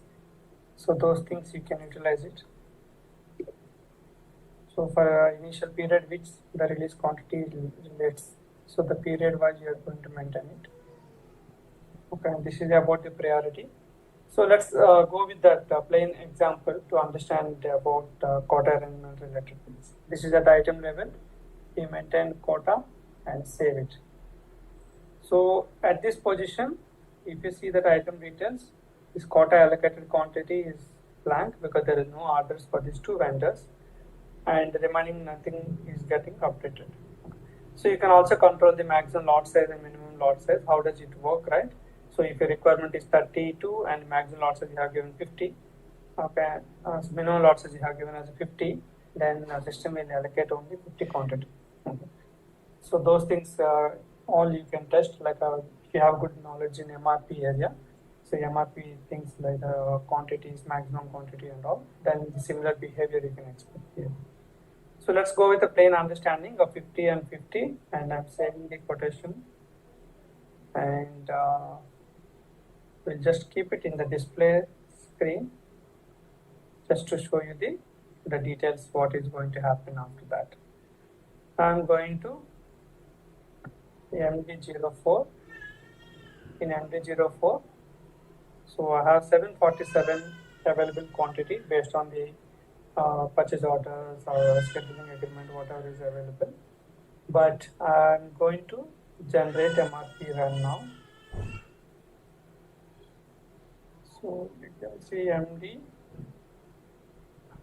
MD02, I can run directly, or else I can use MD01N.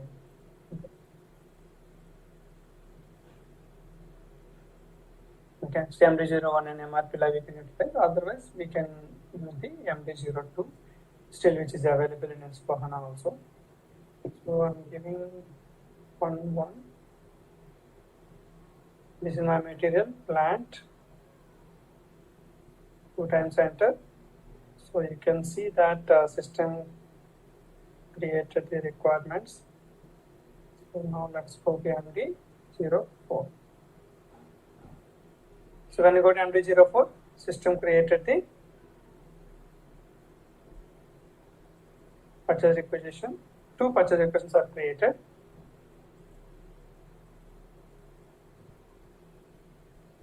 So one purchase requisition 110 with 601, and another purchase requisition 111 with 365. So now I'm going to see you the quota arrangement. So what changes happen? So MQ3 over there, and you can see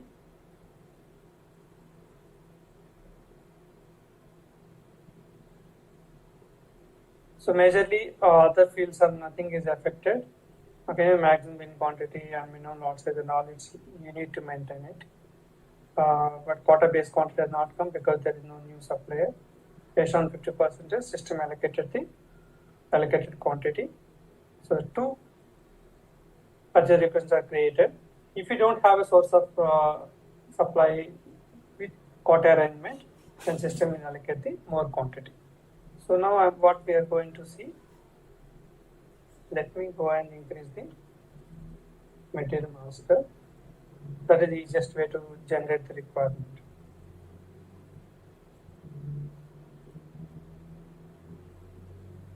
Or else if you don't want to touch the material master, we can take any of the,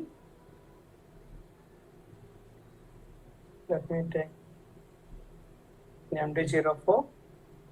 So we have a quantity of 100. So this purchase order I'm going to delete.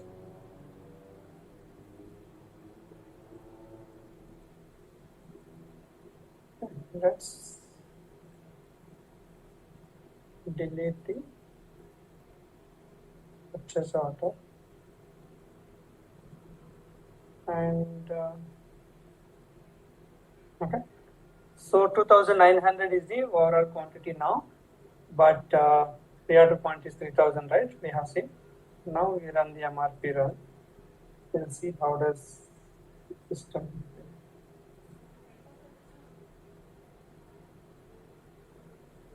Okay. MD 04. So what system has done? It increases the quantities. Okay, the quantities are increased because we have open PR. So the quantities are increased 50 quantities added here.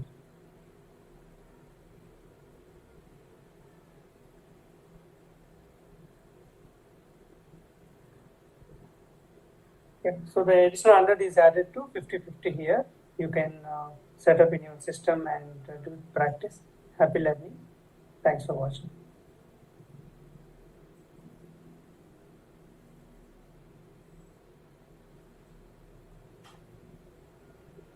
Hi. Good morning, everyone. I hope all of you are doing good. In this video, I'm going to tell you about what are the different type of S4HANA projects are going on in the current market. So I hope it will give an idea that how much scope we have and what kind of projects you can work if you get a first job or if you're changing from one company to another company. Mostly, you will work on these 5 kind of projects, maybe a little bit. Sometimes you get only little enhancement or only kind of some data migration related things. That's a common everywhere happen. But I highlighted mainly 5 projects which can happen mostly whenever you work on new implementation or any kind of a thing when you're going to change the company or project change, company change, or you're starting your SAP career. Mostly you will be joining any of these 5 projects. Let us check it. What are those projects and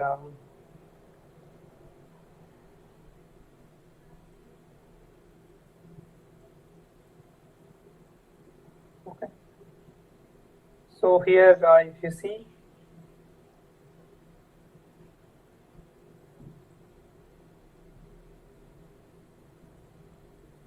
the first one is greenfield implementation. So any company, for example, a new startup or a company, a branch of any other company, they have started a new business. Currently, they are not using any kind of ERP system, or they are using just the basics of managing with MS Office or any basic things they're running their business. And the first they are planning to implement S4HANA. So they are not using SAP ECC and they are using any kind of a basic ERP systems or any other ERP systems, and they want to go for a brand new S4HANA implementation project. Then that implementation will be called as greenfield implementation. So you can get these kind of projects if you are going for an implementation. It will be a fresh implementation. There is no base of ECC or they don't know about SAP. And the mostly those kind of projects will be called under greenfield implementation. You can get that projects. Second one is the brownfield implementation.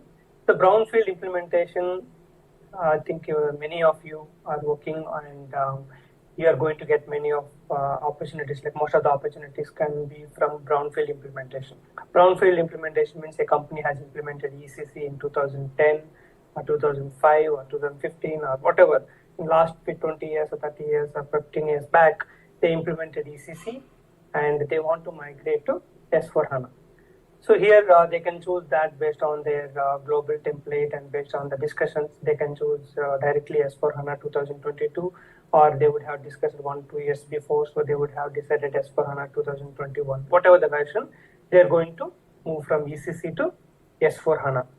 In these kind of implementations, what happened, the companies have been using ECC for 15 years or 20 years or 10 years of time. So they have certain customizations and the business is already running well with those kind of customizations which are done specific to the client. They don't want to disturb those kind of solutions.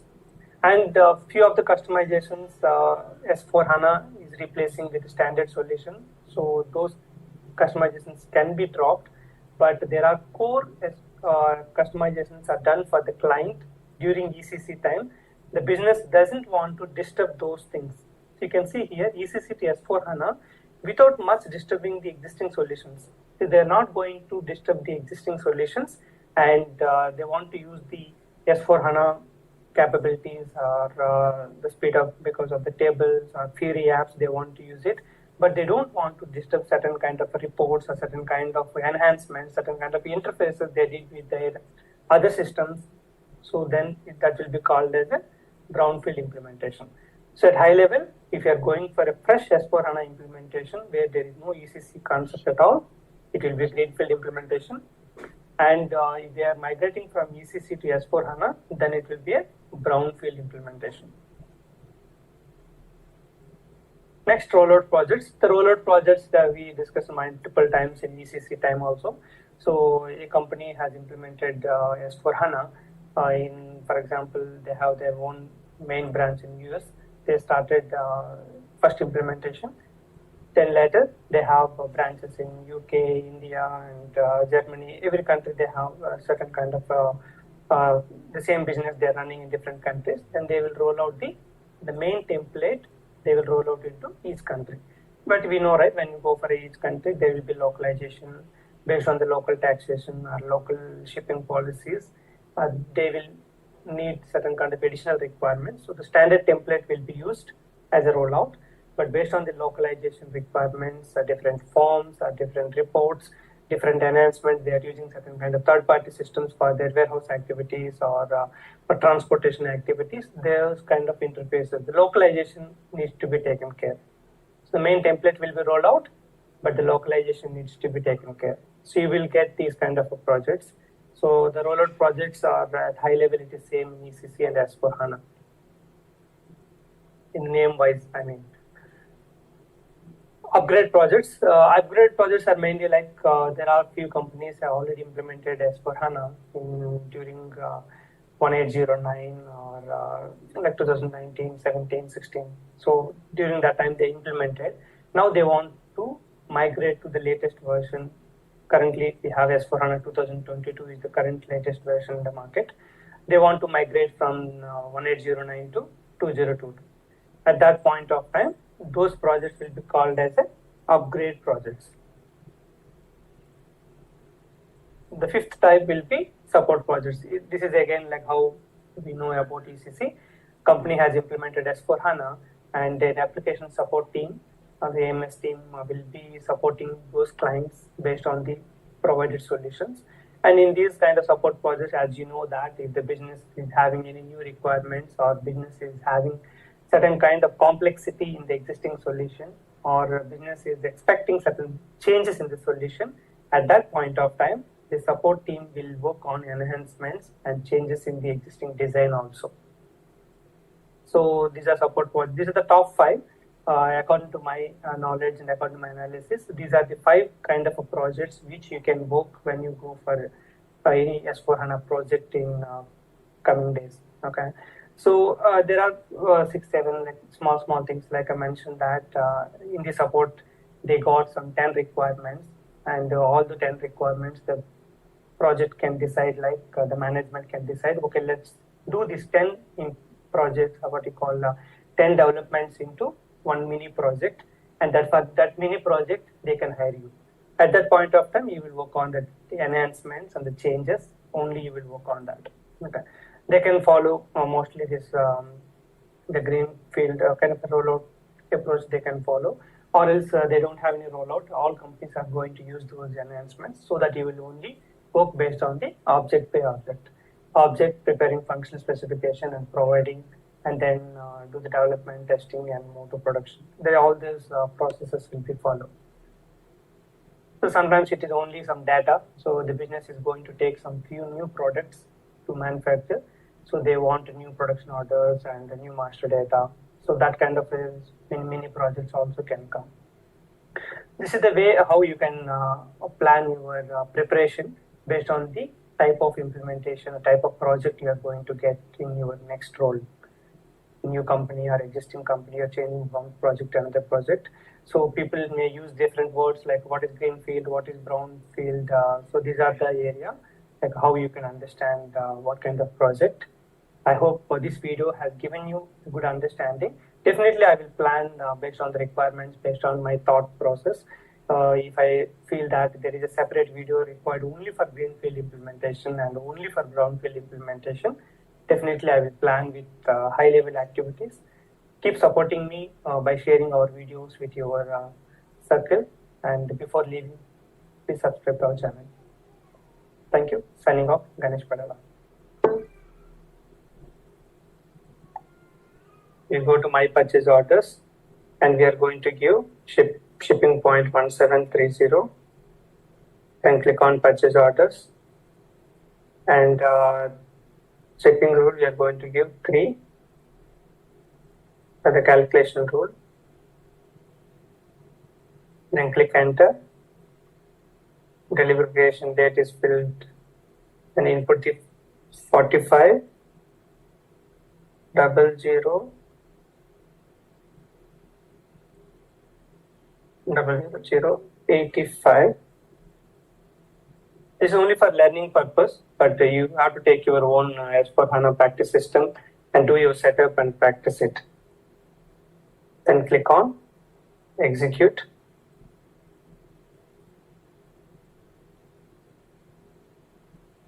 Double zero.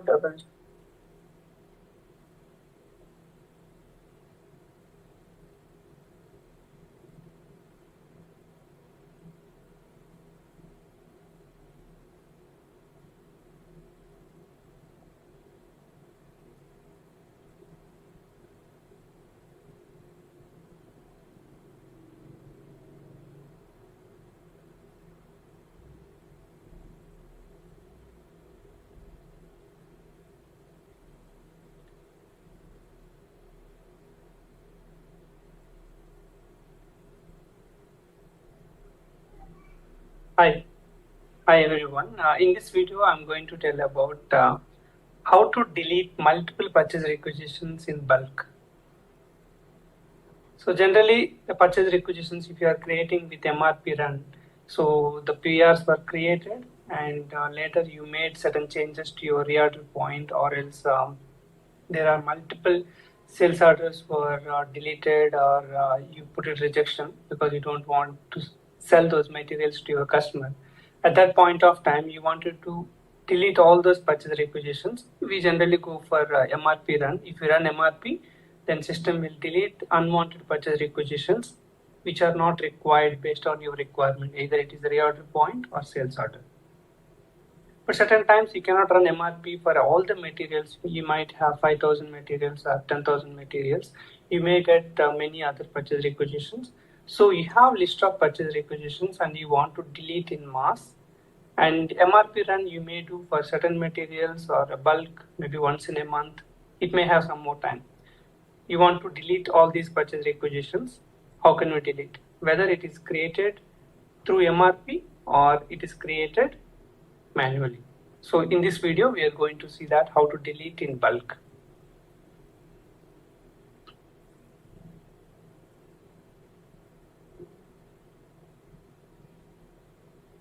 So first of all, we will get it. View open purchase requisitions. Transaction code is ME5A. And when you run this one, you can give that if you have a specific requirement, for example, you want to get it the purchase requisitions which are created during certain duration. So then you have to go here, and here there will be a field called requisition date. Go to requisition date, and you can give the range. Let us give the requisition date range.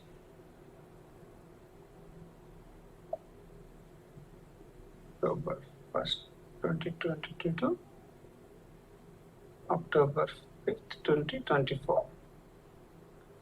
And ensure that don't click this button called close requisitions. Keep it open. You can input whatever plant you are searching for, those details. It's IDA system, so I'm running without plant. You can run for specific plant. Execute it so that you will see the list of purchase requisitions which are open.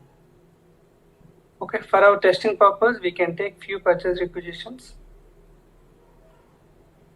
maybe 334, 49, 50, 55, 56. Okay, maybe we can take this one, 355, 56, 57, which is in the range. So double click on that. So this is the PR number. So you can put it the list. And if you watch my videos, like I mentioned about how to delete Material Master, how to change certain data in the Material Master. When you want to change it, you can use this upload method. And if you want to delete it, right, you don't have to prepare an Excel sheet and all. If you have all the list of purchase requisitions, you can directly pass here. The transaction code is mass. Okay, you can use the mass transaction so that you can select the object, or else we can directly use MEMASSPR. Okay, this T code also you can use it. If you don't remember the multiple T codes, go to mass.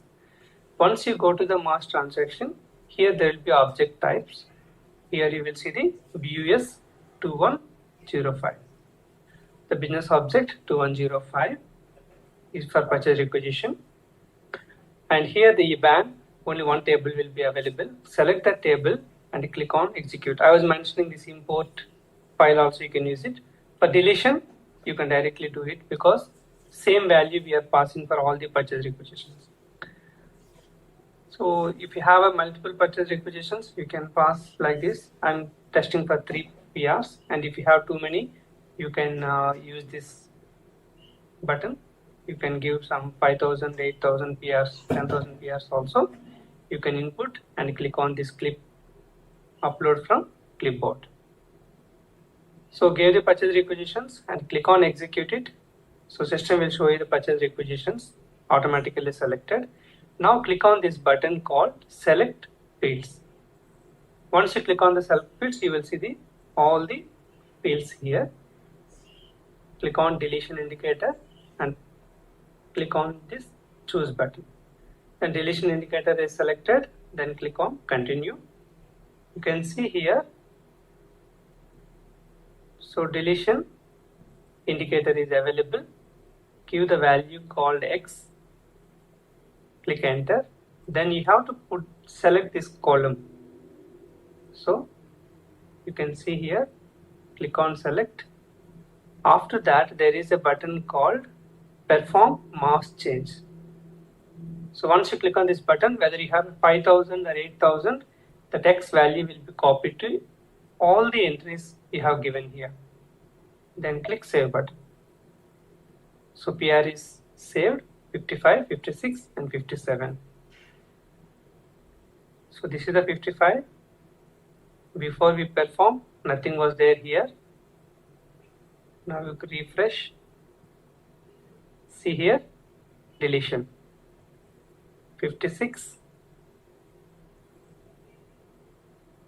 deletion. So this is the way how you can delete multiple purchase requisitions at once. And I want to mention that you can delete the purchase requisition although it has an open PO. Open PO means it has a certain kind of a PO. For example, a PR is created for 200, but purchase order created for 50, and you want to delete it. Still, you can delete. System will allow it. Point 1.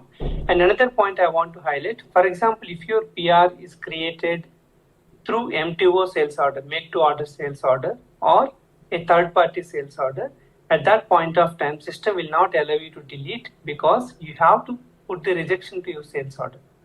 Then only you can delete it because the parent document for that PR is sales order. So you have to put the rejection. So PR will be automatically deleted. You cannot delete like this mass transaction. Okay. Without rejection, how to do that third party related one? Then you can use this option called status, and here you can put the option block. Okay, you can put the block indicator. That also can be done. So let me show you such kind of a one PR. So this is the PR related to third party. For example, if you try to delete this PR, let us try manually itself. So this item can only be deleted via associated sales document. You cannot delete it. So that's what the error message system will not allow. Then how can we delete? So that we are going to see now. /me52n, and the business has decided that they are having certain stock and they want to transfer that stock with 413 movement type from normal stock to sales order stock. So they don't want to procure anymore. At that point of time, you cannot delete and you cannot reject the sales order because still you wanted to sell. Then SAP has given an option called go to status and select block for follow-on documents processing centrally. You can put it like any kind of a block, different reasons, blocked by requester, blocked for follow-on document processing centrally. You don't want to follow-on document, like you cannot create the PO and all. You can put the block and reason. Also you can put it internal or available stock, unrestricted stock will be used for the process. Whatever, you can give the details and then save it. So this PR cannot be created PO anymore. So this is about the third party or MTO related, you can do that one. I hope in this video you learned how to delete purchase requisitions in bulk, and also when you delete it, if you get any issues related to third party or MTO related purchase requisitions, you can use this block option. Thanks for watching.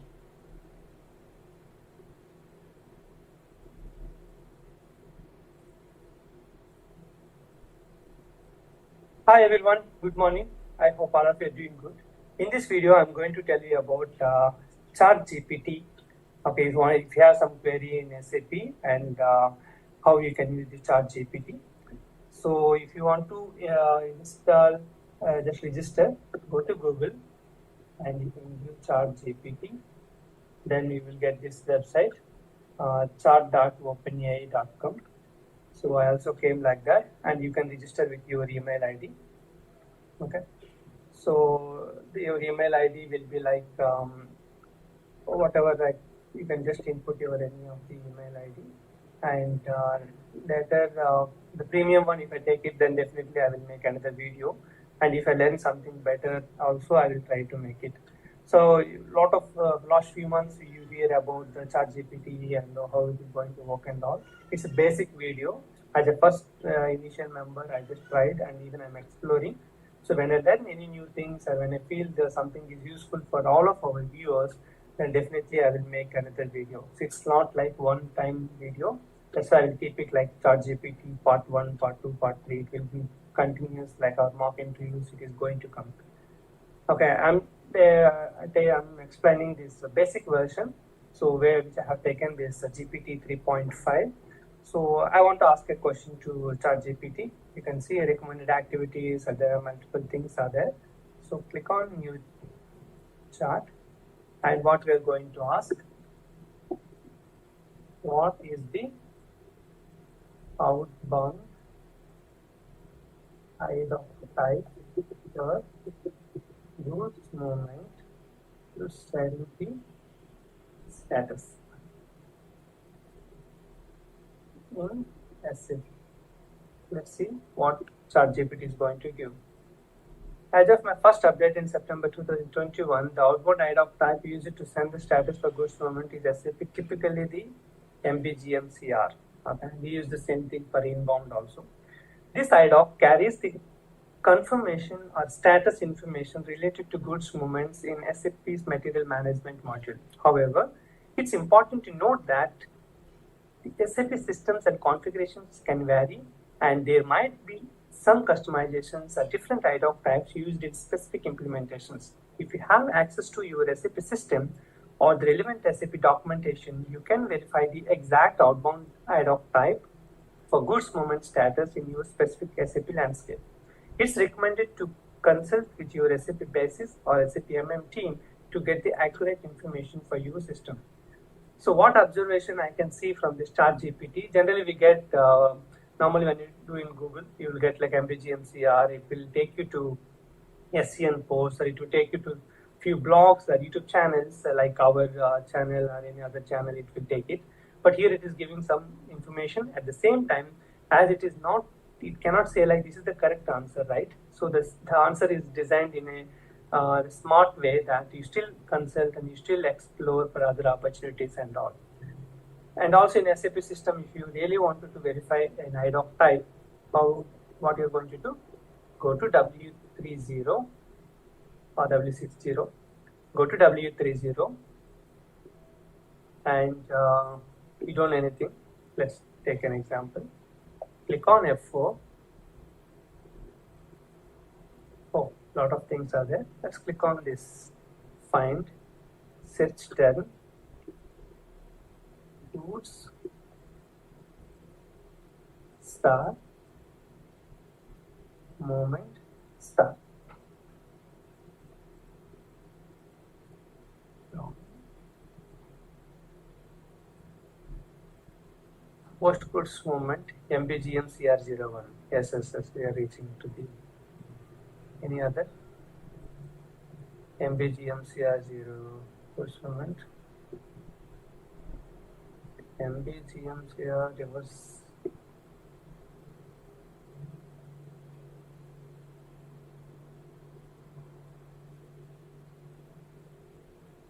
The post journal and all. So the first one which we got it, MBGM CR01. Okay, this is the goods movement. We use the same thing for inbound and you can utilize for outbound. But in one of our projects for outbound wise, we made little customization to add some fields and all. But inbound, blindly I used SAP standard because it is helping me to cover transfer posting, goods issue and goods received, goods cancellation and return delivery. I did 5 goods movements with the same MBGM CR01. You can just click MBGM CR and click F4. You can see the latest version. That's what I'm going to explain. We use this MBGM CR04, which is the latest one. So SAP's latest release may have certain kind of new fields or certain improvements. So always try to use the latest version because SAP will not change the name of that one. You can see that 01, 02, 03, 04. Again, we can check it. See post goods movement and maybe little differences will be there. The latest thing, it is recommended to use it. When you go inside, you can see the segments in W30. In our IDOC course video, and even if you see a few IDOC videos and YouTube, I explained about how to use W30 and how to use W60. Those things you can learn. So in this video, I wanted to use ChatGPT for asking any one question and how does system will show. Okay. So these are all the details. Let's ask ChatGPT one more question.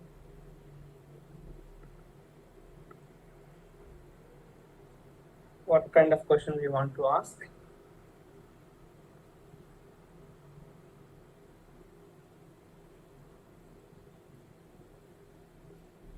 Is it possible to release the purchase order at item level in SAP?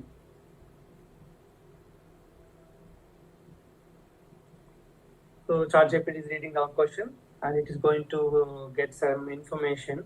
So how to do it and all those stuff. So let's see what. As of my last update in September 2021, SAP allows. What is this last update? As of my last update, maybe ChatGPT is getting that. I think so. SAP allows the release of purchase orders at the item level using the release strategy functionality. With the release strategy, you can define specific conditions that must be met for individual items on a purchase order to be released for further processing, such as approval by specific users or based on certain criteria like order value and all. That is about the PO define. Allows the purchase orders at item level. Release of purchase orders at item level. So ChatGPT has given some wrong value, wrong answer. To enable item level release of purchase orders. Is it wrong or right? The following steps need to be followed. The release strategy is defined in SAP's customizing transaction called OMGS. Here you can configure the release groups and all. Once the release strategy is defined and activated, the release indicator field becomes available at the item level of purchase order. This field is initially set to not release. Releasing individual items, users with the appropriate authorization can access the purchase order and release specific items by changing the. Please note that the specific steps and transaction codes may vary. I think ChargeAPT is putting certain kind of a statement and this one. But I am surprised that there is the item level PO. Let's check it in S4HANA also. According to my knowledge and experience, we don't have item level PO, and even it's not recommended to have item level PO release. Material management, purchasing,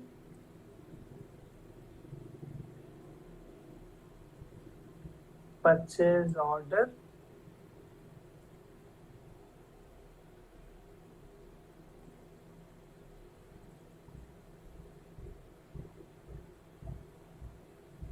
release procedure for purchase orders, define release procedure, check release strategies, define release procedures. These are all common in ECC and S4HANA. Okay.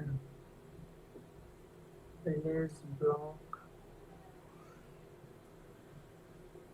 Let's set flexible workflow for purchase orders. Manage conditions. Define screen layout. Let's go to Google. Is it possible to release the purchase order at item level in SAP? You release it item level. Setting the purchase order strategy. Oh, this is our question has come. I already mentioned it's not possible. PR release strategy at item level is possible. Again, our blog. It's nice to see our blogs are coming at the top. Is it possible to have PR release strategy at item level for one document type and header level for other document type? Yes, it is possible. PR is designed to have a header level or item level, but not purchase order. Okay. So you can see here our answers are given and explanation. So this is Ganesh SAP SCM.com. I started in 2015. I used to put blogs and all. So you can definitely learn certain kind of questions and answers, and I hope it will be helpful. Definitely, I will try to make video with these blogs which are not reaching to much people. So definitely we will make it, because currently we have 47,000 on YouTube and 24,000 on Udemy. So definitely all the members are going to get help. So here surprise thing is ChatGPT has given something wrong. Okay. So it is giving some exaggeration answer, but the statement made me surprised. SAP allows the release. Okay, this is only consolidating the answer. Still, we need to believe our SCM blogs and help.sap.com kind of a standard like the trust documents. We'll ask one more question. We'll see what kind of answer we are going to get it.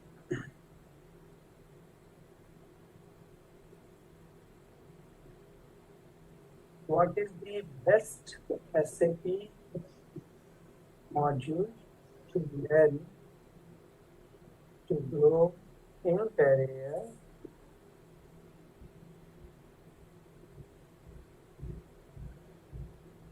if I have 5 years of experience in SAP material management? Let's see what kind of suggestion is going to. If you already have 5 years of experience in SAP material management, expanding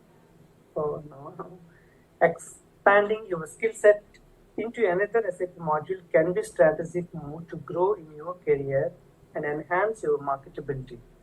The choice of the best SAP module to learn depends on your interests, long-term career goals, and the demand in the job market. Here are some popular SAP modules you might consider. It's a more into generic answer, and one is supply chain management, S/4HANA. With your background of SAP MM, expanding into SAP SCM can be natural progression. The module covers areas such as demand planning, supply planning, production planning, and inventory management. It would give you an order view of end-to-end supply chain processes. SD, F5, asset management, HR, CRM. I'm not satisfied with the answer from ChatGPT because when you're working in SAP MM, you mentioned SAP SM, it's a one kind of a common one, but before SD, FI and all, I don't know how ChatGPT has extracted the answer. They're supposed to keep it like how I explained in my video. Best SAP modules for SAP MM consultant. Yeah, here is our video. Suitable SAP modules for better future of SAP consultant. I'm Dr. David Cost. And I explained in this video what are the best modules for SAP MM. I hope you can go through this video where I have provided the video see here. If you are liking the procurement, taxation, pricing and all, you can go for S/4HANA procurement, Ariba and all. And in case of you like to go for warehouse and you want to visit warehouses, you want a little traveling, you like the traveling of 20%, 10%, 30% kind of a thing, then you can go for SAP Extended Warehouse Management or SAP Warehouse Management, even S/4HANA Logistics. These things you can go through. And if you are a little bit more advanced, interested in that global thing, like we have a module called Global Trade Service, there are different things you can explore. Okay, this is my first experience with ChatGPT. I asked 3 questions. Okay, and first question, IDOC types. Actually, even MBGM CR, we didn't get proper success, so we go for a customized one. Still, we can explore the first answer, which is not that accurate, but somewhat it is reaching. Second one is completely surprise for me because purchase order at item level is not at all possible. I expected that ChatGPT can extract an answer from any SCN blog, or it can give you SCN link. Okay, my first opinion, it can be changing for the further analysis and all. I felt when I see this answer, SAP would have given some generic statement. The ChatGPT would have given a generic statement, and it has to give some link. This is the SCN link which we can go through where the answer is explained. It could be better compared to extracting some answer. See, this statement completely surprised me. SAP allows the release of purchase orders at item level using the release strategy functionality. Release strategy functionality we have to do at a header level. So there is no such functionality available. Even I was curious that SAP is giving some kind of, ChatGPT is giving certain kind of configuration, but no, they have given just generic configuration which is available. Coming to next question, what is best module for an SAP MM consultant? SCM is a good answer. The 0.1 syllabus suggestion is good. But according to the market and all, if you really consider warehouse, S/4HANA procurement, Ariba, again, those kind of suggestions are appreciated. But SDFI, it was just listing certain kind of things. So second question is kind of wrong. Third is not satisfied answer. Even better. Let's see that whether we will try a few more questions and we can see how does the ChatGPT we can utilize it. Okay, and I'm hearing from my friends and all, they're getting the code also. So let's see. This is the first experience. There is no kind of a comment or something because I'm new and how to ask the question proper way, and even I'm also exploring that one. So we cannot give any statement on a successful product which everybody is thinking. Okay. So as a user, I'm just user. I'm not an expert in what you call coding AI and doing kind of things. As a user, I asked 3 questions to ChatGPT. First question is okay. Second question, the answer is like I can say it's wrong. And third question, it's not satisfied. Even it can be even far better. Okay, it was giving just 10%, 20% is good information.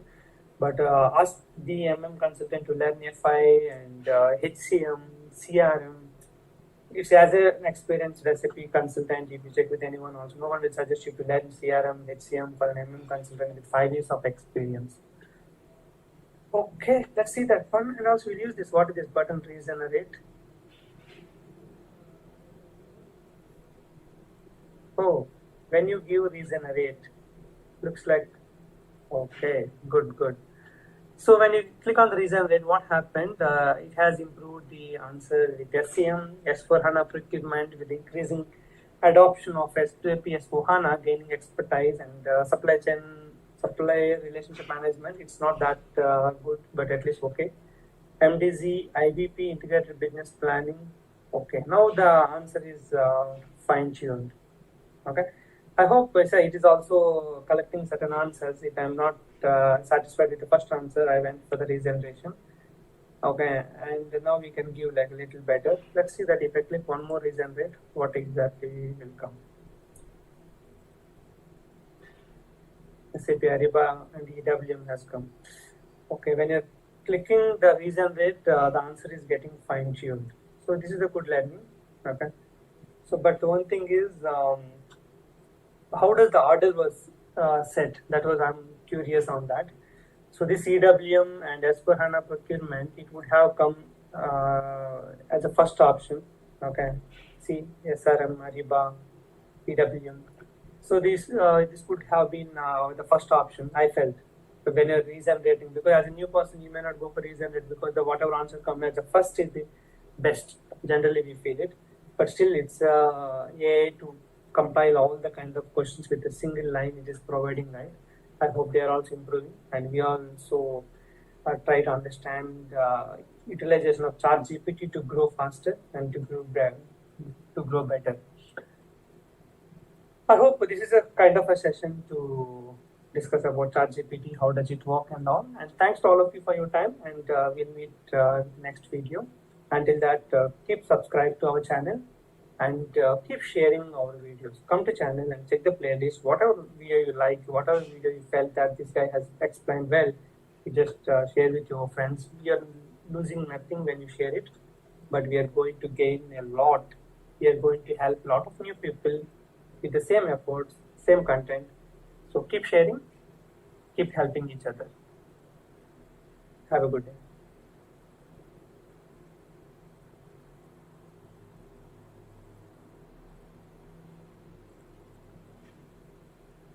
Hi everyone, good morning.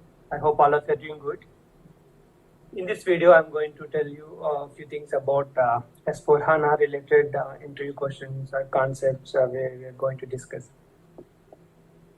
So first of all, I want to tell you that in S4HANA, when you create invoice verification, okay, there will be a default text code is visible.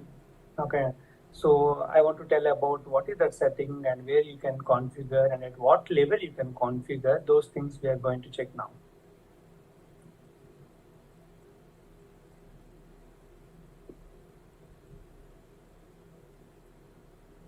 Okay, so let me show you that /MIRO.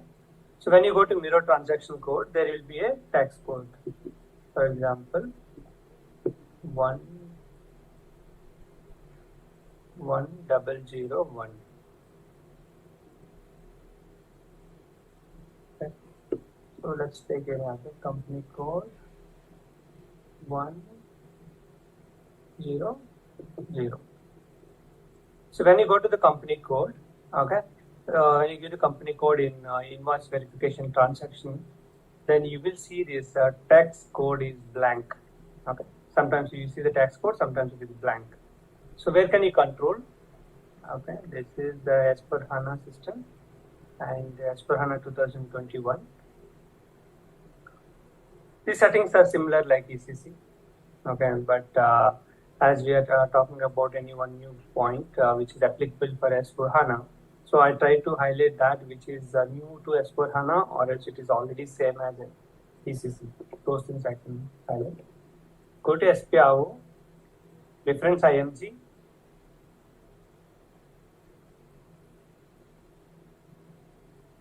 Let me put a highlighter.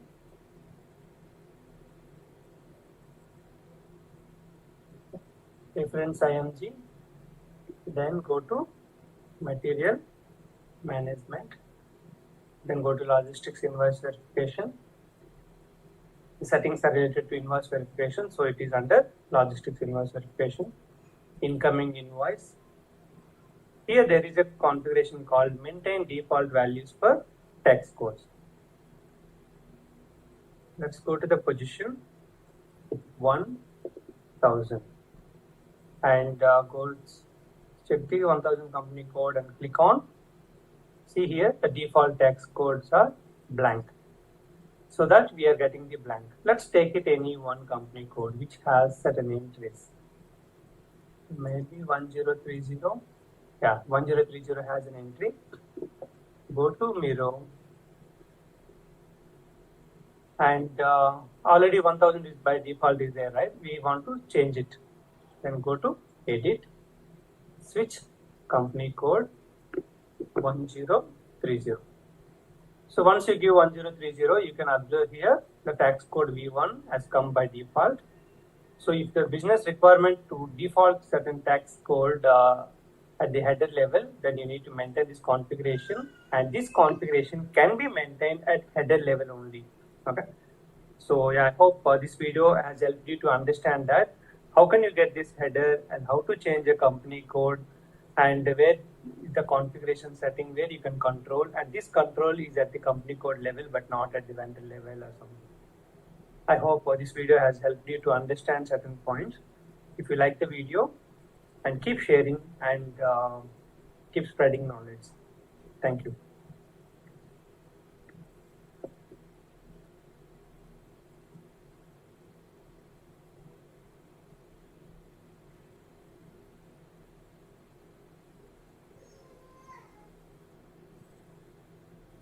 Hi friends, good morning everyone. I hope all of you are doing good. If you came to our channel for the first time, click on subscribe button. In this video, I'm going to tell you about that S4HANA releases. I think we are also getting confused sometimes, and even I get comments about these different releases that keep on coming from SAP. So even there are differences for the cloud releases are different and on-premise releases are different. In this video, mostly I'm focusing on on-premise related. So you can see here the first one, SAP S4HANA 1610. So SAP used to send based on the month and the year. So 1709 in 2017, September, 1809, September 2018, and 1909, September 2019. From, if you see here from 2020 onwards, what SAP has made it like they can release, because you know, right, when 16 to 19 there are significant differences are there, and 2021 keep on adding certain kind of e-bytes, like certain kind of new functionalities are adding. So they stopped mentioning about that month. Okay, so you can see here from 2020 the new nomenclature is switched to year from YYMM. So that's why from 2020 onwards you can see S4HANA 2020, S4HANA 2021, and S4HANA 2022. Okay, they can release in any month, September, October, something, but the name will be next year onwards. For example, now 2023 is going to come, so it will be S4HANA 2023. Don't confuse with the month and year now onwards, because all releases will be S4HANA 2023. So in ECC time we have that enhancement packages, right, EHP. So in the similar way, every year SAP is going to release on-premise latest editions, because the R&D keep on happening in the backend. So any new functionalities they are going to add, they will release in the respective year. So I hope you can get that difference between earlier versions with month and now there is no month. So it will be year. If you're going for any certification also, you will see SAP S4HANA 2023-22 like that. So I hope all of you are upgrading to S4HANA. But I want to tell you one thing, that the differences, certain area are 95% is same as ECC, certain area 100% is same, certain area 80% is, 70% is, okay, still the overall I can say 70% is same as ECC, So the people who are not confident in ECC, they just started, they don't know even the basic processes and the functionalities. Please don't too much worry about the S4HANA things when you're working on ECC. Get command on that and then S4HANA. Okay, so that you will feel that, oh, these many differences only, okay, very less difference only. Okay, in that area, vendor master area, we have the business partner. So okay, these tables have come. That differences you can easily differentiate it. Okay, you don't know proper ECC and you're not learning proper ECC, and again you switch to S4HANA. Okay, off. I'm saying if you're completely a fresh student, I recommend you to start S4HANA learning. Okay, that will be better for you. Until you get any brownfield implementation, then you may you may struggle sometimes, like difference between ECC, S4HANA, that kind of a thing. So don't think too much that S4HANA is like a completely new one. Okay, still you are going to use SPRO. So all those stuff you keep it in mind and upgrade to S4HANA, because that is the feature for us. Whether it can be on-premise or private, or public, or hybrid. Okay, what kind of solution you are going to work. Keep learning, keep understanding the business processes, because you are a function consultant, not just doing in the system. Okay, the business processes understanding, whether it is ECC or S4HANA, it will be always required. Thanks for watching. It's a short video. Just I want to tell you about these S4HANA releases and the difference which happened from 2020. I hope it is clear now. Before leaving, please subscribe to our channel and keep encouraging me by sharing our videos and with your comments of encouragement. You can comment if you like a video. It will be an encouragement. If you don't like a video, give the suggestion. That also will be helpful for my growth. And if you feel some concept is very good concept, but it is not available in our channel, first you search with the text by Ganesh Padala. If you still don't find it, then put as a comment. Definitely I will note down in my notebook, and one day whenever I plan new videos, I will try to consider your concept. Thank you. Have a good day.